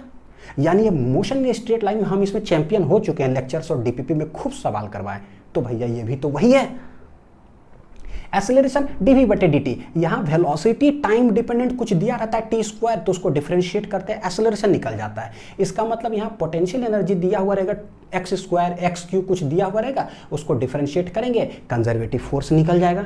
भैया इंटीग्रेट कब करेंगे, आप इसे समझ लो, एफ डी एक्स इधर आ गया तो उधर डी यू कहाँ से कहाँ तक, एफ डी एक्स कहाँ से कहाँ तक। यानी इसमें क्या हुआ, दिया हुआ रहेगा सवाल में, हियर ये विल बी गिवन, तब इसको इंटीग्रेट करते हैं dx के साथ तो निकलता है चेंज इन पोटेंशियल एनर्जी। यहाँ पर क्या दिया रहता है, ये जो है ना क्या रहता है, गिवन दिया रहता है कि a equal to T square, ताकि T square D T integrate करो। यहाँ पर एफ सी दिया रह जाएगा एक्स क्यू, तो X Q D X, X square D X, ठीक है, तब निकलता है। अच्छा यहाँ पर क्या गिवन रहेगा, वेलोसिटी गिवन, तो भैया इसमें क्या दिया रहेगा, u will be given. Potential energy हमेशा पोजीशन पर डिपेंड करता है कि किस पोजीशन पर क्या पोटेंशियल एनर्जी, किस पोजीशन पर क्या पोटेंशियल एनर्जी है, ऐसा। सिंस ये x मतलब एक एक्सिस में समझ में आया है, इसी को आप एक्सटेंड कर सकते हो क्या, कैसे, तो कंजर्वेटिव फोर्स है माइनस डी यू बटे डी एक्स, या फिर क्या बोल सकते हैं भैया y एक्सिस में है तो माइनस डी यू बटे डी वाई, यहाँ पर क्या बोल सकते हो माइनस डी यू बटे डी जेड। इसी में इंटीग्रेशन अगर है तो F C D X equal to minus D, F C D X, sorry लिख देता हूँ बच्चों, आप लोग लिख लो, क्योंकि ये बहुत थोड़ा सा खतरनाक इंपॉर्टेंट है। मैं क्या बताऊँ अभी, आप कैसे समझाऊँ, दिल चीर के देख तेरा ही नाम होगा, तो अभी दिल चीर करके दिखा नहीं सकता हूँ कि नाम हो बाद ही में बता सकता हूँ जब चैप्टर आएगा। तो U1 से U2, इस दिल में कैसी बेकरारी है तू क्या जाने, तू क्या जाने उल्फत के आगे। हाँ ठीक है, ये देख लो जरा, तो इसको आप नोट डाउन कर लो, ये 1 डायमेंशन हो गया। ठीक, चले सवाल पे, कुछ भी भूल जाओ कॉपी के कवर याद कर लो। Work done by conservative minus delta U, कहानी खत्म। देखिए, the potential energy of a conservative system is given as U equal to ऐसा। ये किस पोजीशन पर डिपेंड कर रहा है? सिर्फ एक्स पर, सिंगल वेरिएबल पर। ठीक, ए बी पॉजिटिव है, कोई कांस्टेंट है। बोलता है क्या? Find the conservative force. तो बोले भैया जब भी कंजर्वेटिव फोर्स और पोटेंशियल एनर्जी पूछता है हमको तो एक ही चीज समझ में आता है, work done by conservative minus delta you. लेकिन सिंस कोई चीज डिपेंडेंट है का मतलब होता है कि इंटीग्रेशन डिफरेंशिएशन का यूज करेंगे। तो इंटीग्रेशन डिफरेंशिएशन फिजिक्स में क्या? तनी तनी तनी तनी। ठीक है, स्मॉल अमाउंट स्मॉल अमाउंट। तो जब ये लिख दो उसके बाद कुछ किया करना, conservative force into D x, since single variable है तो ऐसे कर दिया, माइनस क्या हो गया? D U D U D you, integrate कर दो। अच्छा सॉरी, पहले ये सवाल भी तो पहले देखें, इंटीग्रेट करना है कि डिफरेंशिएट करना है। दिया हुआ क्या है? यू दिया हुआ है, हमको निकालना है फोर्स। तो भैया फोर्स निकालना है तो फोर्स को अलग कर लो, क्योंकि ये हमको कैलकुलेट करना है। तो माइनस डी यू बटे देखो डी एक्स, डी बटे डी एक्स, यू गिवन है क्या है? एक्स स्क्वायर माइनस क्या? बी एक्स, यानी कि डिफरेंशिएट कर देंगे तो आ जाएगा। देखो एक्स स्क्वायर में ए है कांस्टेंट, एक्स स्क्वायर का डिफरेंशिएशन कितना हो जाएगा? 2x। फिर b कांस्टेंट है, बाहर आ गया, और x, तो dx बटे x कितना हो जाएगा? 1। यानी कि यहाँ आंसर आ रहा है, देखो माइनस अंदर लेकर के चले जाएंगे तो ये हो जाएगा b माइनस कितना? 2ax। This is the conservative force. तो सिंगल वेरिएबल हो x पर या y पर तो कैसे कर लेंगे? ये इस तरह से। अभी क्या था? u दिया हुआ था। अब सवाल बनाते हैं कि जब फोर्स दिया हुआ रहेगा तब कैसे करेंगे। ठीक, पूरा सिस्टम से जो है ना एकदम बढ़िया से सिस्टमेटिक कर लिए हम लोग। A conservative force is given as F equal to X Q if potential energy at X equal to 1, यानी एक्स इक्वल टू 1 मीटर पर बोल रहा है क्या? पोटेंशियल एनर्जी दिया हुआ है कितना? 5 जूल। तो इसको इनिशियली मान लो कि 1 बोलता find the potential energy at X equal to 2 metre, यानी बाद में चला गया है 2 मीटर पर। तो बताओ कि पोटेंशियल एनर्जी होगा क्या? तो जैसे ही बोले कंजर्वेटिव फोर्स और पोटेंशियल एनर्जी, हमको कुछ नहीं समझ में आता। Work done by conservative equal to minus delta U, कहानी हो गया खत्म। ठीक, कभी भी कोई टाइम डिपेंडेंट कभी भी कोई एक्स डिपेंडेंट वगैरह हो, इंटीग्रेशन डिफरेंशिएशन, तो इसको तोड़ो, तनी वो काम करेंगे। तो तनी वो काम करेंगे, आप पता है कि बच्चों कैसे लिखेंगे? कैसे? F into D X equal to minus D U लिख दिए। सिंस एक ही वेरिएबल डिपेंडेंस है तो ठीक ठाक। निकालना हमको क्या है? पोटेंशियल एनर्जी निकालना है। तो पोटेंशियल एनर्जी जो निकालना है उसको अकेला रहने दो। तो भैया हमको पता है यहाँ इंटीग्रेट करना पड़ेगा। एक्स एक्स एक्स क्या दिया हुआ है? क्या दिया हुआ है? F C X Q. तो ये एक्स क्यू हो गया D X minus D U D U. देखो एक्स जब x1 है यानी 1 मीटर, तो पोटेंशियल एनर्जी कितना है? 5 जूल। ठीक है, जब x इक्वल टू 2 मीटर हो गया तो बताओ कि पोटेंशियल एनर्जी क्या? निकाल लीजिए आराम से, बहुत आसान हो गया। तो एक्स क्यू डी एक्स का इंटीग्रेशन हो जाएगा x टू द पावर 4 बटे 4, 1 से 2 माइनस डी यू हो गया कितना? u 5 से हो गया है फाइनल कितना? ये let it be a final है, let it be a final है। तो देखो कितना हो जाएगा, पहले यहाँ 2 रखे तो 2 के पावर 4 बटे 4 माइनस 1 के पावर 4 बटे 4 इक्वल टू माइनस ये हो जाएगा फाइनल कितना पोटेंशियल एनर्जी, और माइनस कितना है? 5 जूल। देखो 4 बार इतना करेंगे तो 2 दूनी 4 दूनी 8 दूनी 16, 16 बटे 4 हो जाएगा कितना? 4। तो 4 माइनस यह 1 बटे 4, ये इधर आ जाएगा 5 माइनस फाइनल। तो 4 चौक 16, 16 में से 1 गया यानी कि 15 बटे 4 इक्वल टू 5 माइनस फाइनल। फिर सिंपल कैलकुलेशन है, ये इधर आ जाएगा, 5 उधर है, ये उधर चला जाएगा, 15 बटे 4, 5 चौक 20 माइनस 15, 20 माइनस 15 बटे 4, 20 में से 15 गया 5 बटे 4, तो ये जो भी आ रहा है 5 बटे 4 जूल। यानी कि कैसे पोटेंशियल एनर्जी निकालेंगे तो वो इस तरह, कब इंटीग्रेशन कब डिफरेंशिएशन। चलिए नेक्स्ट, जब 3 dimensional motion of the particle हो तब बताओ कि कंजर्वेटिव फोर्स और पोटेंशियल एनर्जी के बीच का क्या रिलेशन। बच्चों 3D मतलब आई कैप जे कैप के कैप एक साथ हो तब, यानी कि वेक्टर फॉर्म। तो ठीक है, हमको एक ही चीज पता है कि अगर जब भी कंजर्वेटिव फोर्स और पोटेंशियल एनर्जी अगर पूछोगे तो भाई work done by conservative equal to हो जाएगा मेरा कितना? माइनस डेल्टा यू, कहानी खत्म। अब इसके आगे हम सोचते हैं 3D है तो हमको पता है कि कैसे, सबसे पहले क्या करें? Small amount of work done तो small change in potential energy. तो DW कंजर्वेटिव जो हो गया ये हो जाएगा small change in potential energy. DW conservative है क्या? तो बोलेंगे F कंजर्वेटिव डॉट थोड़ा सा डिस्प्लेसमेंट, तो थोड़ा सा डिस्प्लेसमेंट, ये हो गया D U D U D you. Since 3D है तो फोर्स को हम लोग कैसे लिखेंगे, एफ एक्स आई कैप, फोर्स वेक्टर क्वांटिटी है तो आई कैप जे कैप के कैप में क्या क्या फोर्स लग रहा है, एफ वाई जे कैप, एफ जेड के कैप, ठीक है, डॉट।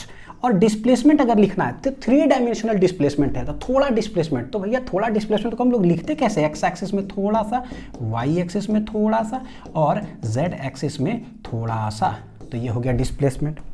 कितना, in 3D will be equal to हो जाएगा माइनस चेंज इन क्या है, पोटेंशियल एनर्जी।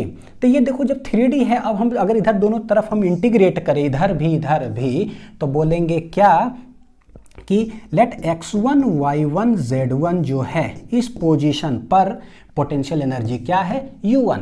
जब यहाँ से 3D में, 3D स्पेस में है ना चल रहा है, तो साइमल्टेनियसली x y z तीनों में चलते चलते पे पॉइंट पर पहुंचा x2 y2 z2 पर, तो पोटेंशियल एनर्जी वहाँ पर क्या है, u2।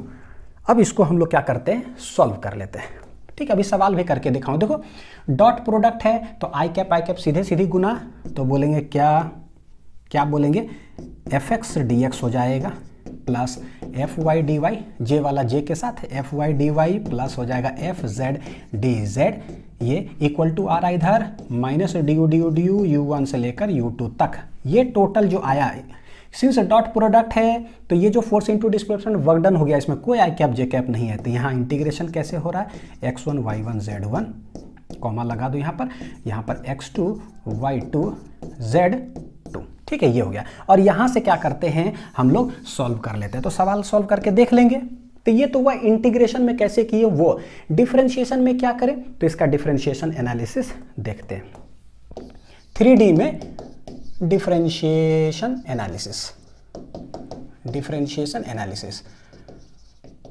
3D में, ठीक है, ये देखो। तो बोलते हैं क्या, u जो है ना वो डिपेंड कर रहा है किस पे, 3 वेरिएबल पर है, x, y और z, मतलब x एक्सिस, y एक्सिस और z एक्सिस। कहीं पर किसी पोजीशन पर लेट x, y, z कुछ है, वहां पर पोटेंशियल एनर्जी है क्या, फोर्स कंजर्वेटिव। एक और विजुअलाइजेशन आप लोग को दिखाओ, देखिए बड़ा मजेदार चीज बताता हूं। हमको पता है कि भाई सरफेस ऑफ द अर्थ से जब सिर्फ y एक्सिस में लेकर जाते हैं, हाइट कितना गया है, h, धीरे धीरे ऐसे वेरिएबल है ना, हाइट चेंज होते होते लेट टोटल हो गया कितना, h। यहाँ पर अगर मैं बोलता हूँ इस पोजीशन पर पोटेंशियल एनर्जी डिफाइंड है कितना, क्या होता है, mgh, जहाँ पर ये जो h क्या है, वेरिएबल। तो समझ में आ गया, ठीक है, पोटेंशियल एनर्जी वेरिएबल है। कैसे वेरिएबल, क्योंकि जैसे जैसे h बढ़ते जा रहा है पोटेंशियल एनर्जी बढ़ते जा रहा है, ठीक। सिर्फ इसी एक्सिस में, इस एक्सिस को y एक्सिस हम कह सकते हैं क्या, ठीक। तो कंजर्वेटिव फोर्स यहाँ पर क्या है, और अच्छा से पिक्चर बताता हूँ। तो भैया हम कंजर्वेटिव फोर्स होता क्या है, माइनस डी यू बटे डी आर इन जनरल हम लोग जान चुके हैं, work done by conservative minus delta U, तो फोर्स क्या हो जाएगा, माइनस डी यू बटे ऐसे। यू किस पर डिपेंड कर रहा है, एक सिंगल वेरिएबल h पर, तो डिफरेंशिएशन भी किसके रेस्पेक्ट में होगा, h के रेस्पेक्ट में। देखो अभी बहुत मजेदार आएगा, जब पोटेंशियल एनर्जी दिया हुआ होता है किसी वेरिएबल पर, तो कंजर्वेटिव जो निकालते हैं डिफरेंशिएट करके, उसका मतलब क्या होता है, देखो मतलब समझ में आएगा। माइनस डी बटे डी एच, यू है एम जी एच, वेरिएबल है सिर्फ h, एम जी गया बाहर, डिफरेंशिएशन हो गया डी बटे, एक ही वेरिएबल है ना तो डिफरेंशिएट कर दिया, आंसर क्या आ गया, माइनस एम जी। यही हो गया कंजर्वेटिव फोर्स। पता चला, ओ जब कभी पोटेंशियल एनर्जी किसी वेरिएबल पर डिपेंड किया हुआ रहता है, उसको डिफरेंशिएट करते हैं उस वेरिएबल में, सिंगल वेरिएबल है तो डिफरेंशिएशन, तो कंजर्वेटिव फोर्स मेरा आंसर आ जाता है। और आया कंजर्वेटिव फोर्स। ये कंजर्वेटिव फोर्स क्या है भैया, ग्रेविटेशनल फोर्स आ गया है। तो इसका मतलब होता है, जो डिफरेंशिएशन करे ना उसका एक मतलब होता है। और माइनस एम जी मतलब पोटेंशियल एनर्जी ऐसे से ऊपर जा रहा है, वहां पर कंजर्वेटिव फोर्स नीचे की ओर लगेगा कितना, एम जी। तो माइनस भी बता रहा है, एम जी लगेगा डाउनवर्ड की ओर, यानी कि फोर्स ग्रेविटी। चलो समझ में आ ही गया है ना। तो ये हो गया। तो डिफरेंशिएशन का कुछ मतलब होता है। हम जानते हैं dw work done by conservative minus delta you, integrate करके ऐसे निकालते हैं, लेकिन हम ना डिफरेंशिएशन एनालिसिस सीख रहे हैं, ठीक है। तो भाई इसको करें क्या, f conservative force into displacement in general, 3D है ना तो इन जनरल ले लेते हैं, लेट इट बी r। तो ये आ रहा है कितना, माइनस डी यू। तो भैया फोर्स कंजर्वेटिव क्या है, माइनस डी यू बटे डी आर। डी यू बटे डी आर।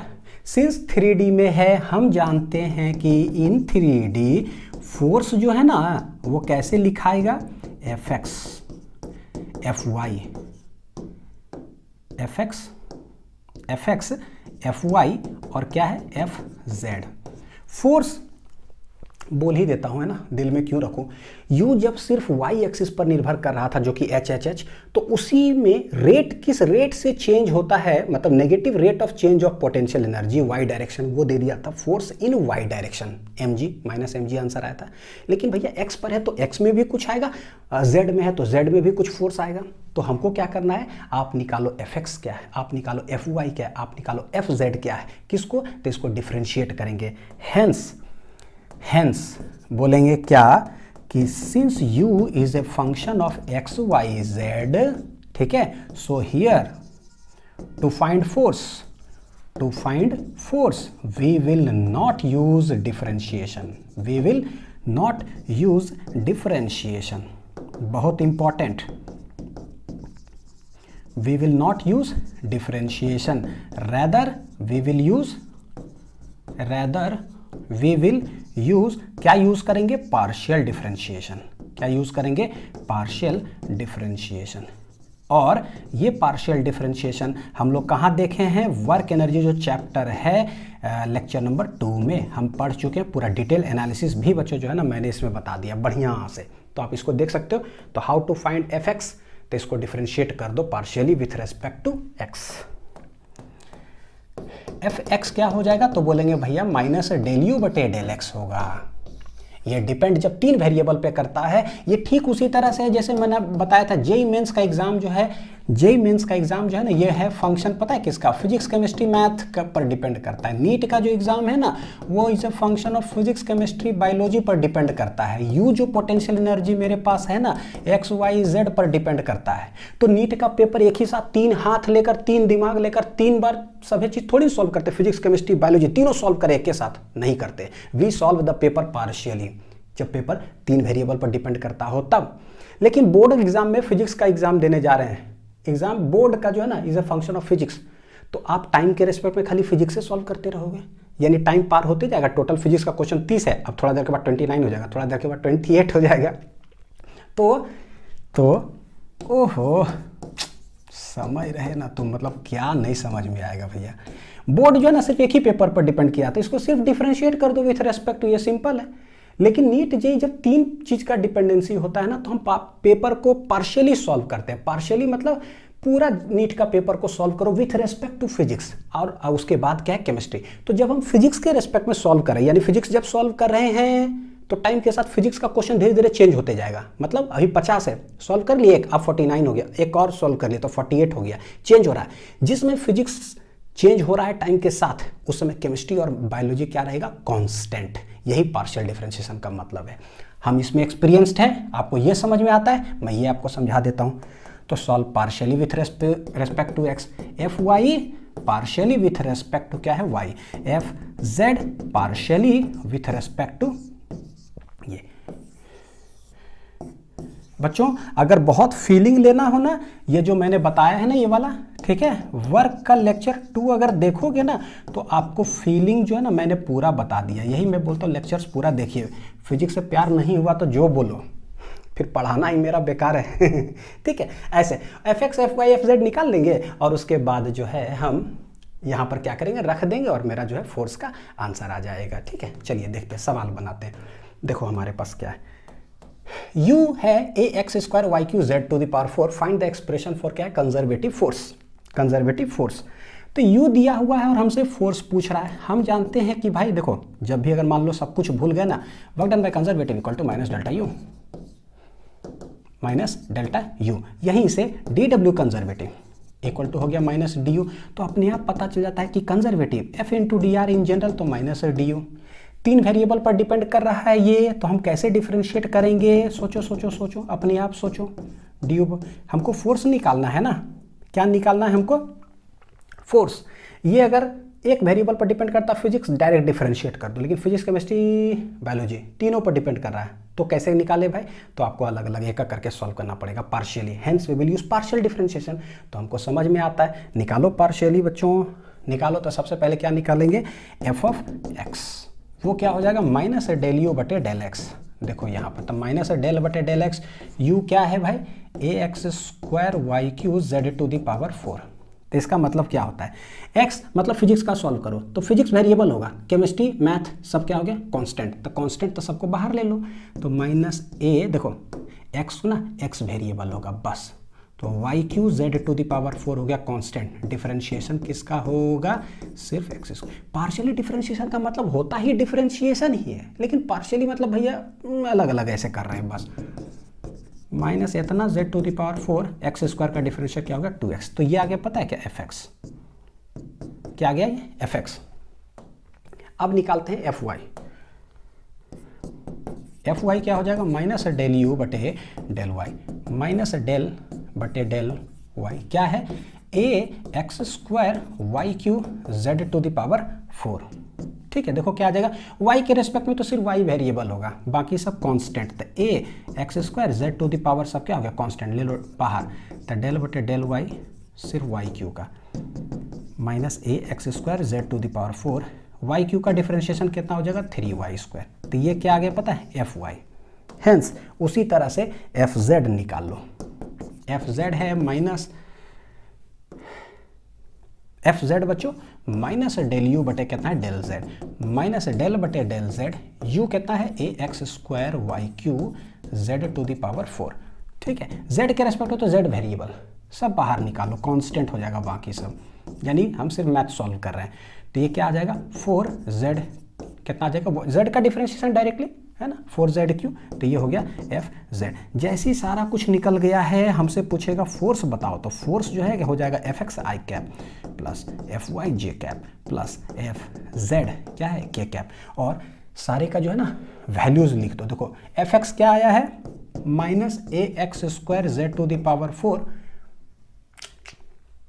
एक्स ऊपर है ना कितना है minus A Y Q Z to the power 4 2x, यानी कि माइनस 2ax, देख लो बच्चों minus 2ax minus 2ax minus 2ax Y Q Z to the power 4 I cap हो गया प्लस y कितना आया है ये देखो, तो ये हो जाएगा minus 3a X square Y square Z to the power 4, ये हो जाएगा जे कैप। हमको फोर्स निकालना था, फोर्स वेक्टर क्वांटिटी तीनों में आएगा, प्लस ये कितना है 4a X square minus 4a X square Y Q Z to the power कितना क्यू, ये हो जाएगा के कैप। तो ये जो है ना फोर्स का आंसर आया है। कभी बोलेगा हमसे find the value of the force at 2 3 4, कोई पॉइंट बोल दिया तो एक्स वाई जेड जो भी यहाँ आया है ना उसके जगह पर वो वैल्यूज आप रख दो तो निकल जाता है फोर्स का ये पार्शियल डिफरेंशिएशन। चलिए देखो अब क्या है, एक कंजर्वेटिव फोर्स F अब हमारे पास दे के रखा है 3D में, वेक्टर के फॉर्मेट में ऑलरेडी दे के रखा है conservative force. If potential energy at point 1,1, potential energy eight 1,1,1, ये कितना दे के रखा है 375 जूल। ठीक है, पूछता क्या find the potential energy at U at कहाँ पर 222, बताओ कि क्या होगा, यानी ये U1 है समझ लो, ये U2 है। ठीक है, तो हम क्या करें, सिंस देखो 3D में दिया हुआ, जैसे ही 3D में दिया हुआ है तो हमको समझ में आ जाता है कि करना क्या है, करना क्या है। तो बच्चों डायरेक्ट हम यूज कर लें रिजल्ट। अब जो आया हुआ है तो क्या आया था याद है, F X D X plus F Y D Y plus F Z D Z, ये आया था माइनस क्या है चेंज इन पोटेंशियल एनर्जी, और ये सब क्या था इधर इंटीग्रेशन। कहाँ से कहाँ तक, तो बोले पोटेंशियल U1, पहला पॉइंट देख लो कैसा है 1,1,1 पर पोटेंशियल एनर्जी कितना है 375 जूल। बोलता है क्या 2,2,2 पर पोटेंशियल एनर्जी बताओ कि क्या हो रहा है, तो हमको नहीं पता। ठीक है, तो U2 निकाल लीजिए, ये हो गया। तो करते हैं इंटीग्रेट। देखो सबसे पहले इसका इंटीग्रेशन, फिर इसका, फिर इसका, तो ये बट कैसे जाएगा, एफ एक्स डी एक्स अलग इंटीग्रेट होगा, एफ वाई डी वाई अलग इंटीग्रेट होगा, एफ जेड डी जेड अलग इंटीग्रेट होगा। इधर कितना आ जाएगा देखो माइनस तो गया डी यू का U 375 और हो जाएगा कितना U2। इधर 1,1,1 तीनों पॉइंट एक साथ है, x में dx dx कहाँ से कहाँ चेंज हो रहा है 1 से 2, तो सिर्फ x का देखो 1 से 2, y कहाँ से कहाँ चेंज हो रहा है 1 से 2, z कहाँ से कहाँ हो रहा है 1 से 2। तब यहाँ रखते हैं fx है क्या, fx देखो कितना दिख रखा है 2x, ये कितना है 3y स्क्वायर, fz कितना है 4zq। तो जो पैरामीटर दे के रखा है हम यहाँ रख देते हैं 2x 3y स्क्वायर, ये कितना है भाई 2x से dx हो जाएगा, ये कितना है 3y स्क्वायर dy हो गया, ये कितना है 4zq, ये आ जाएगा देखो कितना माइनस, फाइनल माइनस हो जाएगा इनिशियल। बस सिंपल सॉल्विंग, 1 से लेकर के 2 तक सारा कुछ क्या कर दो इंटीग्रेट, 1 2 1 2 1 2, 2x dx हो जाएगा। देखो x dx का इंटीग्रेशन x स्क्वायर बटे 2 1 से लेकर 2 तक, प्लस 3 गया बाहर, इंटीग्रेशन y स्क्वायर dy का बच्चों क्या हो जाएगा y क्यू डिवाइडेड बाई 3 1 से लेकर 2 तक, 4 गया बाहर, z क्यू का हो जाएगा z टू दी पावर 4 बटे 4, कहाँ से कहाँ तक 1 से 2, ये इधर आ जाएगा 375 माइनस क्या हो गया है u2, 375 माइनस u2, ठीक है। देखो 2 2 कैंसिल, 3 3 कैंसिल, 4 4 कैंसिल, तो x स्क्वायर सिर्फ बच रहा है, तो ये आ जाएगा 2 स्क्वायर माइनस 1 का स्क्वायर प्लस y क्यू है तो ये हो जाएगा 2 का क्यू माइनस 1 का क्यू प्लस z है ना तो ये 2 के पावर 4 माइनस 1 के पावर 4 इक्वल टू 375 माइनस कितना u2, क्या आ रहा है भाई 2 दूनी 4 में से 1 गया 3, 2 दूनी 4 दूनी 8 में से 1 गया तो ये हो गया 7, 16 16 में से 1 गया तो हो गया 15, 375 माइनस u2 कितना हो गया 7 3 10 10 20 25 इधर 375 माइनस u2, हेंस ये u2 इधर आ गया 375 माइनस 25, 75 माइनस 25, आंसर कितना आ जाएगा 350 जूल। तो दिस इज u2, उस पॉइंट पर कितना पोटेंशियल एनर्जी होगा। तो मेरे ख्याल से समझ में आया होगा हर चीज़ बच्चों, ठीक। चलिए अब कुछ जनरल सवाल। ए रॉड ऑफ मास m हमारे पास दिया हुआ इस तरह से, लेंथ है कितना l, is placed vertically on the ground. कहाँ पर प्लेस है बच्चों, वर्टिकली ऑन द ग्राउंड इस तरह से रखा हुआ है। हमसे पूछता क्या, फाइंड ग्रेविटेशनल पोटेंशियल एनर्जी। तो हम जानते हैं कि भैया ग्रेविटेशनल पोटेंशियल एनर्जी जो क्या है वो होता है कहाँ, mgh। अगर ग्राउंड से देखें तो ये कहाँ से है, फ्रॉम ग्राउंड, फ्रॉम कहाँ ग्राउंड, और ग्राउंड पर पोटेंशियल एनर्जी लेते हैं 0। यानी इसका एनालिसिस देखते हैं कि ये सरफेस ऑफ द अर्थ है, यहाँ से अगर कोई पॉइंट मास होता ना जिसका मास है कितना m, हाइट यहाँ से देख लो कि कितना है h, तो इस जगह पर हम डायरेक्ट बोलते हैं कि ग्रेविटेशनल पोटेंशियल कितना आ गया है, mgh है। ये समझ में आता है। लेकिन कोई पॉइंट मास हो तो पूरा मास कॉन्सेंट्रेटेड होना चाहिए एक पॉइंट पर, तब बोलते हैं कितना हाइट पर है, mgh। और जब ये हम लिखते हैं इसका मतलब होता है वो एज्यूम्ड है कि सरफेस ऑफ द अर्थ पर पोटेंशियल एनर्जी कितना है, 0। ठीक बच्चों देखो जरा क्या है, जब भी कोई रड ऐसे कुछ भी मासेस ऐसे दिया हो, यूनिफॉर्म डिस्ट्रीब्यूशन हो मास का, ऐसे नहीं है कि मतलब इस तरह से कि जैसे जैसे हाइट बढ़ते जा रहा ना ऊपर तो मास जो है देखो बढ़ते जा रहा, नहीं, यूनिफॉर्म डिस्ट्रीब्यूशन ऑफ मास हो तो हम क्या कर सकते हैं, एक शॉर्ट अप्रोच लगा लेते हैं। और वो शॉर्ट अप्रोच है क्या, बाई अगर मैं शॉर्ट ट्रिक पहले बोलूं, डिटेल बाद में बताता हूं। बाई शॉर्ट ट्रिक अगर बोलूं ना, take centre of mass of the body, take centre of mass. जब भी यूनिफॉर्म डिस्ट्रीब्यूशन होता है, टोटल मास है m, तो हम क्या कर सकते हैं, टोटल लेंथ l है ना, तो इस पूरा बॉडी का सेंटर ऑफ मास कहाँ आएगा, कैलकुलेट करने के बाद by geometrically exact at the mid point आता है। यानी कि whole mass can be suppose to be concentrated at the mid point. कितना डिस्टेंस पर, यह डिस्टेंस हो जाएगा पता है कितना, l/2। समझ में भी आता है जनरली ऐसे सेंटर ऑफ मास, ये सब हम लोग कैलकुलेट करके देखेंगे सेंटर ऑफ मास के चैप्टर में। तो ये मेरे लिए इक्विवेलेंट पता है कैसा हो गया कि जमीन है, जमीन से एक पूरा मास m है, कितना हाइट पर है भाई, l/2 डिस्टेंस पर है। तो हम जानते हैं कि ग्रेविटेशनल पोटेंशियल क्या होता है, mgh। m कितना है, m है m, g है g, h कितना हो गया यहाँ से यहाँ डायरेक्ट कितना, l/2। और देखो ये क्या हो गया आंसर। यानी कि भाई शॉर्टकट अगर बनाना हो ना तो हम धड़ाक से ऐसा ले लेते हैं, लेकिन इन जनरल बाय कॉन्सेप्ट कुछ और तरीका होता है। ठीक है, क्या है तरीका देखते हैं। जैसे कि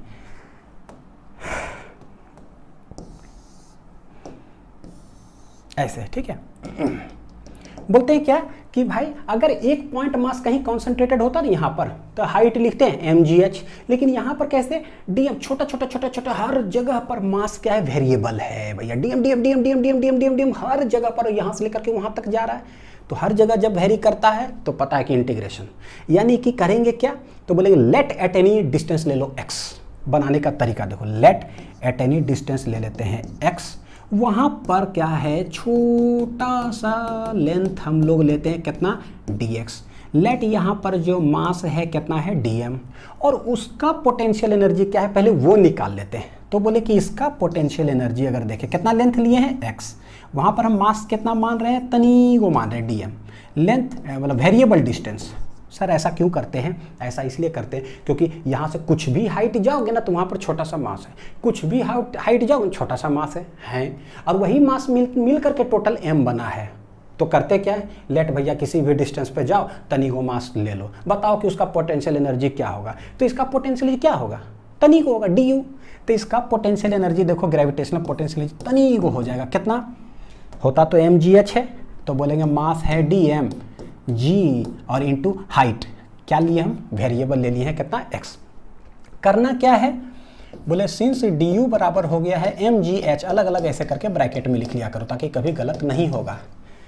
हाउ टू फाइंड dm, ये तनी को मास हम निकाले कैसे, तो बोले भैया देखो टोटल मास m है, टोटल लेंथ है l, हमको चाहिए मास dm।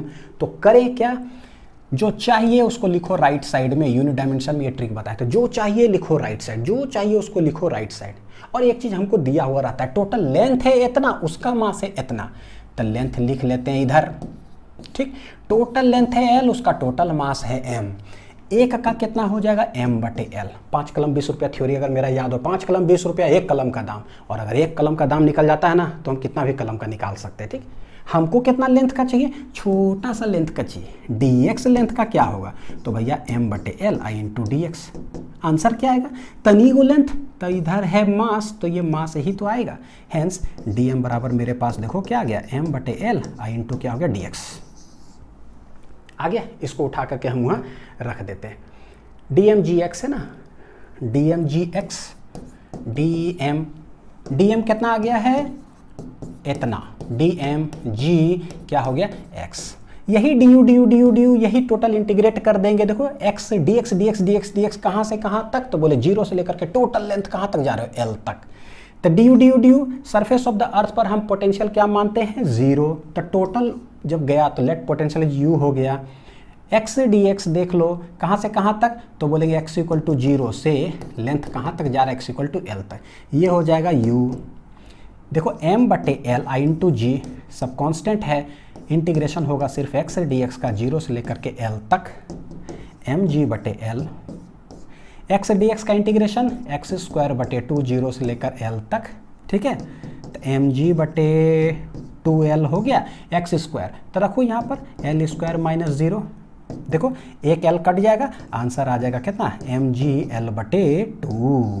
तो ये आ गया ना mgl/2। तो देखो बाई इंटीग्रेशन कॉन्सेप्ट ऐसा ही हम लोग हमेशा डेराइव करके लाते हैं। इन जनरल हम क्या जानते हैं, mgh। शॉर्ट ट्रिक क्या होता है ना, जो h यहाँ mg लिख दो, जो भी आंसर आया है ना वो समझो कि पूरा जो मास वेरी कर रहा है ना उसका सेंटर ऑफ मास होता है। ये ट्रिक के लिए बता रहा हूँ, ठीक। देखो आंसर mgl/2 है ना, कितना है mgl/2, ठीक। तो यानी कि एक ट्रिक जो है ना ऐसे दिमाग में रख सकते हो, एक ट्रिक दिमाग में रख सकते हो, इसी में एनालिसिस करने के लिए बता रहा हूँ। m अलग कर लो, g अलग कर लो, जो ये आ जाए ना तो वो centre of mass of the body, वो centre of mass of the body बहुत सारे जगह पर जो है ना ये काम करेगा। तो धीरे धीरे सवाल दर सवाल बनाते जाएंगे, और डीपीपी के अंदर भी सवाल डालूंगा तो वो बनाना। देखो क्या है, find gravitational potential energy of a rod of mass m and length l inclined at an angle theta with horizontal. अब एक रड जो है ऐसे नहीं रखा हुआ, इंक्लाइंड कर दिया गया है, तो कैसा है, यूनिफॉर्म डिस्ट्रीब्यूशन, ऐसा नहीं कि थिकनेस बढ़ते जा रहा है, यूनिफॉर्म डिस्ट्रीब्यूशन है। तो बोले भाई देखो टेढ़ा रखा हुआ थीटा एंगल पर, हम क्या बोलते हैं कि अगर हम यहाँ से थोड़ा सा भी कुछ हाइट जाते हैं ना तो थोड़ा सा मास है वहाँ पर, फिर यहाँ से भी हाइट जाते हैं ना फिर थोड़ा सा मास है, ऐसे कर करके DM dm dm dm DM कहाँ से कहाँ तक, यहाँ से लेकर के यहाँ तक। तो हम क्या करते हैं, इधर से समझो, रड है बच्चों किधर, रड है किधर, रड यहाँ से यहाँ तक है। तो हमको बोलते हैं एनालिसिस ना इधर से करना पड़ेगा कि लेट यहाँ से अगर x डिस्टेंस भी जाते हैं ना तो वहाँ पर थोड़ा सा मास है, यहाँ भी आप चले जाओगे नेक्स्ट डिस्टेंस थोड़ा सा मास है, और वो कितना हाइट पर होता है वो हम बाद में निकालेंगे। अब ये x है तो हमारा निकल जाएगा कि कितना हाइट पर है, फिर ये भी x है, पता चल जाएगा कितना हाइट पर है। dm कोई बता दे तो बोलेंगे भैया dm इंटू जी एच, तो थोड़ा सा पोटेंशियल एनर्जी हो जाएगा। ऐसा ही कर करके करके यहाँ से लेकर के वहाँ तक। तो करे क्या, लेट इन जनरल हम x डिस्टेंस पे जाते हैं, थोड़ा सा लेंथ ले लेते हैं dx, इसका मास कितना हो जाएगा dm। तो ये कितना हाइट पर होगा सोचो, आपने लिया x तो ये लेंथ बोलेंगे तो x cos थीटा, ये कितना आ जाएगा x साइन ऑफ क्या हो जाएगा थीटा। तो बोलेंगे छोटा सा पोटेंशियल एनर्जी जो हो जाएगा mgh, h है कितना x साइन थीटा। और हाउ टू फाइंड dx, ये dm कैसे निकालेंगे मास, तो बोले भाई लेंथ इधर लिख दो उधर मास लिख दो, बस 5 कलम 20 रुपया थ्योरी लगा। टोटल लेंथ है l, उसका मास है m, एक का है m/l, छोटा सा लेंथ ले लो तो इतना इंटू इतना ये हो जाएगा छोटा सा मास, ठीक है dx। तो m/l इंटू dx, ये dm निकल गया, यहाँ पे रख दो। dm कितना है m/l into dx g x sine of theta. Theta सीन सवाल में दिया हुआ तो वो कांस्टेंट है, तो mg sine theta divided by l, ये कांस्टेंट है, इधर x dx, इधर है du। इंटीग्रेशन तो सिर्फ यही होगा, ये सब तो कांस्टेंट हो गया mg इतना, du टोटल यहाँ से लेकर के यहाँ तक हो जाएगा u। तो लेट जमीन पर है x, कहाँ से लेना चालू किए यहाँ से, तो यहाँ पोटेंशियल एनर्जी क्या मानते हैं 0। टोटल देखते x इक्वल टू क्या यहाँ 0, कहाँ तक जा रहे हैं ये x इक्वल टू कहाँ तक l तक, ताकि टोटल लेंथ कवर हो जाए रड का। तो इधर आ जाएगा u mg sine theta divided by l, x है dx का x स्क्वायर बटे 2, 0 से लेकर l तक, देखो mg साइन थीटा बटे 2l, 2 बाहर ले लिए, ये कितना आ जाएगा l स्क्वायर, कितना आ जाएगा l स्क्वायर। तो ये एक l चला गया, आंसर देखो क्या आ रहा है mg। हमेशा क्या बोले थे mg साइड कर लो, हमेशा क्या बोले mg साइड कर लो, mg। अब बच क्या रहा है l साइन थीटा, अब बटे क्या है 2। देखते हैं क्या, ये तो डिटेल्ड मेथड हुआ, क्या शॉर्ट ट्रिक काम कर सकता है क्या शॉर्ट ट्रिक काम कर सकता है क्या, देखते हैं बाय शॉर्ट ट्रिक। तो ये आंसर आ गया पोटेंशियल एनर्जी। यहाँ देखिएगा रेड ऐसे है, टोटल लेंथ कितना है l, मास कितना है m, थीटा पर इंक्लाइंड है। ट्रिक क्या बोले थे कि सिंस रड यहाँ से लेकर के यहाँ तक है, ये पूरा रड है, तो इसका सेंटर ऑफ मास कहाँ, एक्चुअली सेंटर ऑफ ग्रेविटी होता है बच्चों, सेंटर ऑफ मास में समझाऊंगा। सेंटर ऑफ मास और सेंटर ऑफ ग्रेविटी हमारे सिलेबस के अकॉर्डिंगली ना, बोर्ड्स नीट जेईई सब सिलेबस के अकॉर्डिंगली सेम पॉइंट पर होता है, ठीक। टोटल लेंथ है l, यूनिफॉर्म, ये तो यूनिफॉर्म डिस्ट्रीब्यूशन है नहीं, यूनिफॉर्म डिस्ट्रीब्यूशन पर कहाँ एग्जैक्ट मिड पॉइंट पर होता है। तो बोले देखो कहाँ एग्जैक्ट कहाँ हो जाएगा यहाँ, तो ये यहाँ से यहाँ तक डिस्टेंस कितना हो जाएगा l/2, कह सकते हैं ये सेंटर ऑफ मास है। तो पूरा रड को हटा करके आप कह सकते हो कि भैया l/2 पर वो है, तो डायरेक्ट इसी का बता दो, यानी मेरे लिए हो क्या गया, बस इसका हाइट बता दो कि ये क्या है। तो ये l/2 है, इधर आ जाएगा l/2 cos थीटा, उधर क्या हो जाएगा l/2 साइन थीटा, तो ये मेरे लिए हो गया l/2 साइन थीटा। और इसी जगह पर हम मान लेंगे टोटल मास इज कॉन्सेंट्रेटेड, यानी मेरे लिए अब कैसा हो गया पता है, हाइट हो गया h, जो कि l/2 साइन थीटा, ठीक है, पूरा मास कॉन्सेंट्रेटेड हो गया। तो भैया what is potential energy mg, और सेंटर ऑफ मास, देखो सेंटर ऑफ मास क्या l/2 साइन थीटा है कि नहीं है, देखो है। यानी कि यहाँ से समझ में आया क्या, अगर डिटेल आता है बनाने के लिए बाय कॉन्सेप्ट तो हम ऐसे बनाएंगे, कंपटीशन में आता है भैया कुछ मत करो, सेंटर ऑफ मास निकालो, खटाक से आंसर ही लिख दो, mg पता है ही, बस यही निकालना है, तो है ना, शॉर्ट ट्रिक का यूज करो। चलिए नेक्स्ट सवाल देखते हैं। ए चेन ऑफ मास m, कोई एक चेन इस तरह से रखा हुआ है, ठीक है, मास कितना है टोटल m, इस कैप्टन ने हेमिस्फेयर, इस तरह से हेमिस्फेयर है, आधा इतना दूर पर रखा हुआ है। तो हेमिस्फेयर का भी आधा देखने से लग रहा है ना क्वाड्रेंट है ना, मतलब 0 डिग्री से यहाँ ऐसे ऐसे करके देखे तो 90 डिग्री तक बस रखा हुआ है, एज शोन। बोलता है find gravitational potential energy of the chain. तो मेरे लिए फिर कैसा हो गया, ऐसा नहीं है कि पूरा मास जो है ना एक पॉइंट पर है ताकि हम बोल दें mgh, ऐसा है नहीं। कैसा है भाई, देखो थोड़ा सा भी ऊपर जाते हैं तो dm मास है, थोड़ा सा भी ऊपर जाते हैं dm मास है। तो ये dm मास कैसे डिस्ट्रीब्यूटेड हम कह सकते हैं कि ना हेमिस्फेयर पर है, तो बोले भाई यहाँ से एंगल देखते जाओ, लेट 30 डिग्री पर देखोगे ना फिर भी है, 31 पर देखोगे फिर भी है, 45 पे देखोगे, यानी एंगल जैसे चेंज करते जाओगे ना theta theta theta theta change करते जाओ, mass dm dm dm dm dm dm है ही। थीटा इक्वल टू जब 90 डिग्री हो जाता है ना, बस वहीं तक मास है, यानी कहीं थीटा पर डिपेंडेंसी तो है। तो करते क्या, let at any angle theta, थोड़ा सा मास है कितना डीएम, उसका पोटेंशियल एनर्जी निकाल लो, फिर इंटीग्रेट कर देंगे यहाँ से यहाँ तक 90 डिग्री तक हो गया। अगर ये पूरा में रहेगा तब क्या करेंगे, फिर थीटा ले लिए किसी जगह पर वेरिएबल में और 0 से लेकर के 180 डिग्री तक इंटीग्रेट कर देंगे। तो बनाने का तरीका क्या है, let at any angle theta, यहाँ पर क्या ले लो, यहाँ से यहाँ, ठीक है, ये लेंथ है यहाँ पर कितना dx, तो ये जो पूरा है इसका मास कितना हो जाएगा dm, कितना एंगल के अंदर है, लेट d थीटा के अंदर मान ले dm मास, कुछ dx लेंथ, मतलब अगर लेंथ लोगे सर्कल के ऊपर तो dx है, उसका मास हम कितना ले रहे हैं dm, तो भैया वो कितना हाइट पर होगा, ये dm कितना हाइट पर होगा।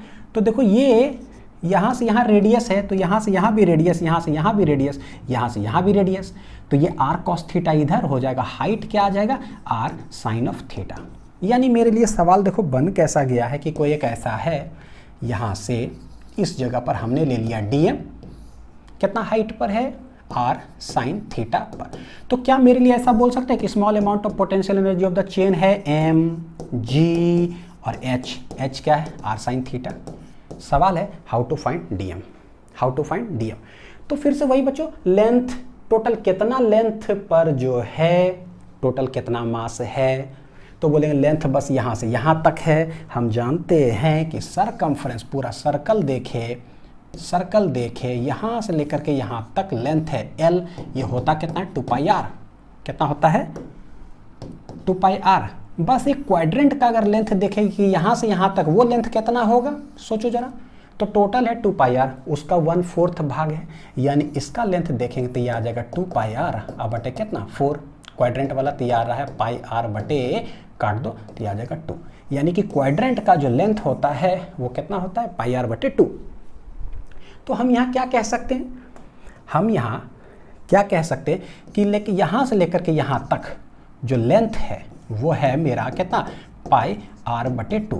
तो देखो ऐसे लिखोगे, लेंथ इतना है, इधर है मास, वही 5 कलम 20 रुपया थ्योरी, टोटल लेंथ है πr बटे 2 क्वाड्रेंट का, यहाँ से यहाँ तक चेन इतने दूर तक में है, टोटल लेंथ है इतना, उस पर टोटल मास है इतना, एक का कितना हो जाएगा, तो बोलेंगे m बटे πr बटे 2, ठीक है, 5 कलम का दाम 20 रुपया, तो एक कलम का दाम कितना, उसके बाद कितना का भी निकाल सकते हैं। हमको कितना लेंथ का चाहिए, dx लेंथ का चाहिए, कितना लेंथ का चाहिए, मात्र एकदम छोटा सा लेंथ, तो dx लेंथ का जो होगा वो क्या हो जाएगा m बटे πr बटे 2 इंटू हो जाएगा dx। तो इधर लेंथ लेंथ लेंथ, मास मास मास, तनीगो लेंथ तनीगो मास, यानी कि हाउ dm कैसे कैलकुलेट हो गया, देखो जरा क्या आ रहा है, m बटे πr बटे 2 इंटू क्या है dx। तो कैसे इसको लिख सकते हैं, 2 चला गया ऊपर तो 2m बटे πr dx, 2m बटे πr क्या हो गया dx, ये हो गया है dm, क्या हो गया है ये dm। बच्चों देखना यहाँ पर जरा, du में मेरे पास ये आया हुआ m g h टाइप का, ये dm तो मेरा निकल गया, और g into r sine theta, ठीक है, देखना du इक्वल टू 2m बटे πr dx, ये निकल गया है m g और h कितना है r साइन ऑफ कितना है थीटा, एक r चला गया, 2m g sine theta dx divided by क्या है पाई, यह है du।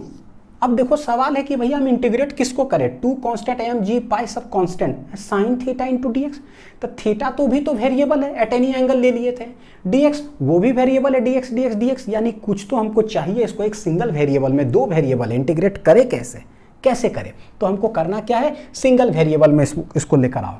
कैसे लेकर आएंगे सिंगल वेरिएबल, देखो इसको देखो और इसको देखो, यह है ऐसे, यह है ऐसे, यह है ऐसे, ये लेंथ है dx, यह है d थीटा और यह है कितना r। ट्रिग्नोमेट्री हम पढ़ चुके हैं तो हमको पता है थीटा बराबर क्या होता है, arc length divided by radius, हमको इतनी लेंथ से मतलब था, है ना। तो कैसे देखो कन्वर्ट करें, ये एंगल जो होता है बच्चों क्या होता है, आर्क लेंथ कितना है divided by radius, hence what is dx बराबर क्या हो जाएगा r d थीटा। याद रखिएगा ये पूरा फिजिक्स में यूज होगा मन भर, how to find small length, dx हमेशा क्या होगा, r d theta. r d theta कहाँ से आता है, ट्रिग्नोमेट्रिकल कॉन्सेप्ट से। तो जहाँ पर dx है ना उसके जगह पर रख देंगे r d थीटा, जहाँ पर dx है उसके जगह पे रख दो 2mg बटे पाई, ये क्या बन जाएगा r d थीटा। यानी अब देख रहे हैं 2mgr डिवाइडेड बाई पाई। अब ठीक है साइन थीटा डी थीटा, देखो एक वेरिएबल आ गया तो इसका इंटीग्रेशन बड़ी आसान है, इधर है डी यू इंटीग्रेट कर दो, आंसर कहाँ से कहाँ तक, सिर्फ क्वाड्रेंट है हमारे पास। तो ये 0 डिग्री है, 90 डिग्री को हम लोग क्या लिखते हैं पाई बटे 2, है ना 90 डिग्री को। तो ये 0 से लेकर के पाई बटे 2 तक, ये 0 से लेकर के टोटल कितना पोटेंशियल एनर्जी है, इधर आ गया इतना 2mgr बटे पाई। देखो बच्चों अगर डेफिनेट इंटीग्रेशन जो मैंने बेसिक मैथमेटिक्स फॉर फिजिक्स में पढ़ाया है, बहुत सारा चीज़ उसके अंदर पढ़ा है, प्लेलिस्ट के अंदर सारा कुछ है। अगर यहीं पर इसलिए बोले थे हर चीज़ कैसे काम करता है, अभी यहाँ पर 5-6 लाइन के बाद आंसर आएगा। साइन थीटा का इंटीग्रेशन करो, साइन थीटा का इंटीग्रेशन होता है माइनस कॉस थीटा, माइनस बाहर लो, फिर कॉस थीटा के अंदर ये पुट करो, ये पुट करो, फिर जाकर निकालो। लेकिन अगर ट्रिक पता रहेगा ना तो कैसे कर लोगे, ग्राफिकल कॉन्सेप्ट से। साइन थीटा का ग्राफ बना दो, कहाँ से स्टार्ट होता है, यहाँ से 0 से 90 डिग्री, 0 है ये, 90 डिग्री है ये, इतना दूर। तो भैया integration always gives area under the graph. ये पूरा ऊपर का आंसर कितना देता है +2, शॉर्ट ट्रिक याद होगा तो भैया यहाँ से यहाँ तक आंसर कितना देगा +1, कितना आंसर देगा +1। Hence sine theta D theta का इंटीग्रेशन करो +1 आए। देख रहे हो कैसे कैलकुलेट किए हम लोग, अपना 6 लाइन ऑलरेडी यहाँ पर बचाएं। डिटेल आप सॉल्व कर सकते हो, है ना, कराएं भी वहाँ पर तो पता भी होगा बच्चों आप लोग को। तो आंसर कितना आ गया 2mgr बटे पाई, ये हो गया बाय डिटेल। ठीक है, क्या शॉर्ट ट्रिक से बनाया जा सकता है, क्या शॉर्ट ट्रिक से बनाया जा सकता है क्या, बिल्कुल बनाया जा सकता है। होता क्या है, कोई ऐसे रखा हुआ है, ठीक है देखना, और बस यहीं से लेकर के यहीं तक कुछ हो क्वाड्रेंट, पता है इसको मैं क्या नाम देता हूँ, क्वाड्रेंट रिंग। क्या बोलते हैं, क्वाड्रेंट रिंग, जिसका कि टोटल मास कितना है m और ये रेडियस कितना है r। होता क्या है बच्चों, अभी मैंने बताया था कि भाई u जब भी हो ना तो टोटल मास है m g और यहाँ क्या लिखना है सेंटर ऑफ मास। तो देखो क्या हो गया m g और ये सेंटर ऑफ मास, इसका जरा सेटिंग करता हूँ। देखो m g और यहाँ क्या आया 2r बटे पाई, आया ना 2r बटे पाई। पता है क्या, ये जो है ना ये centre of mass of quadrant chain है, चेन रखा हुआ कहाँ पर, क्वाड्रेंट पर, तो ये क्वाड्रेंट चेन है। यही है बच्चों शॉर्ट ट्रिक और यही है कॉन्सेप्ट। भैया हर तरफ से तैयार हो, जो जहाँ पूछे झंडा गाड़ दो फिजिक्स में, ठीक है। सेंटर ऑफ मास जब क्वाड्रेंट का निकालते हैं ना वो कहाँ आता है पता है, वाई एक्सिस में जो डिस्टेंस है इसका सेंटर ऑफ मास का, ये आता है पता है कितना 2r बटे पाई। बोलोगे सर कैसे निकालेंगे सेंटर ऑफ मास, में आपको सिखाऊंगा, लेकिन अभी तरीका सीख लेते हैं।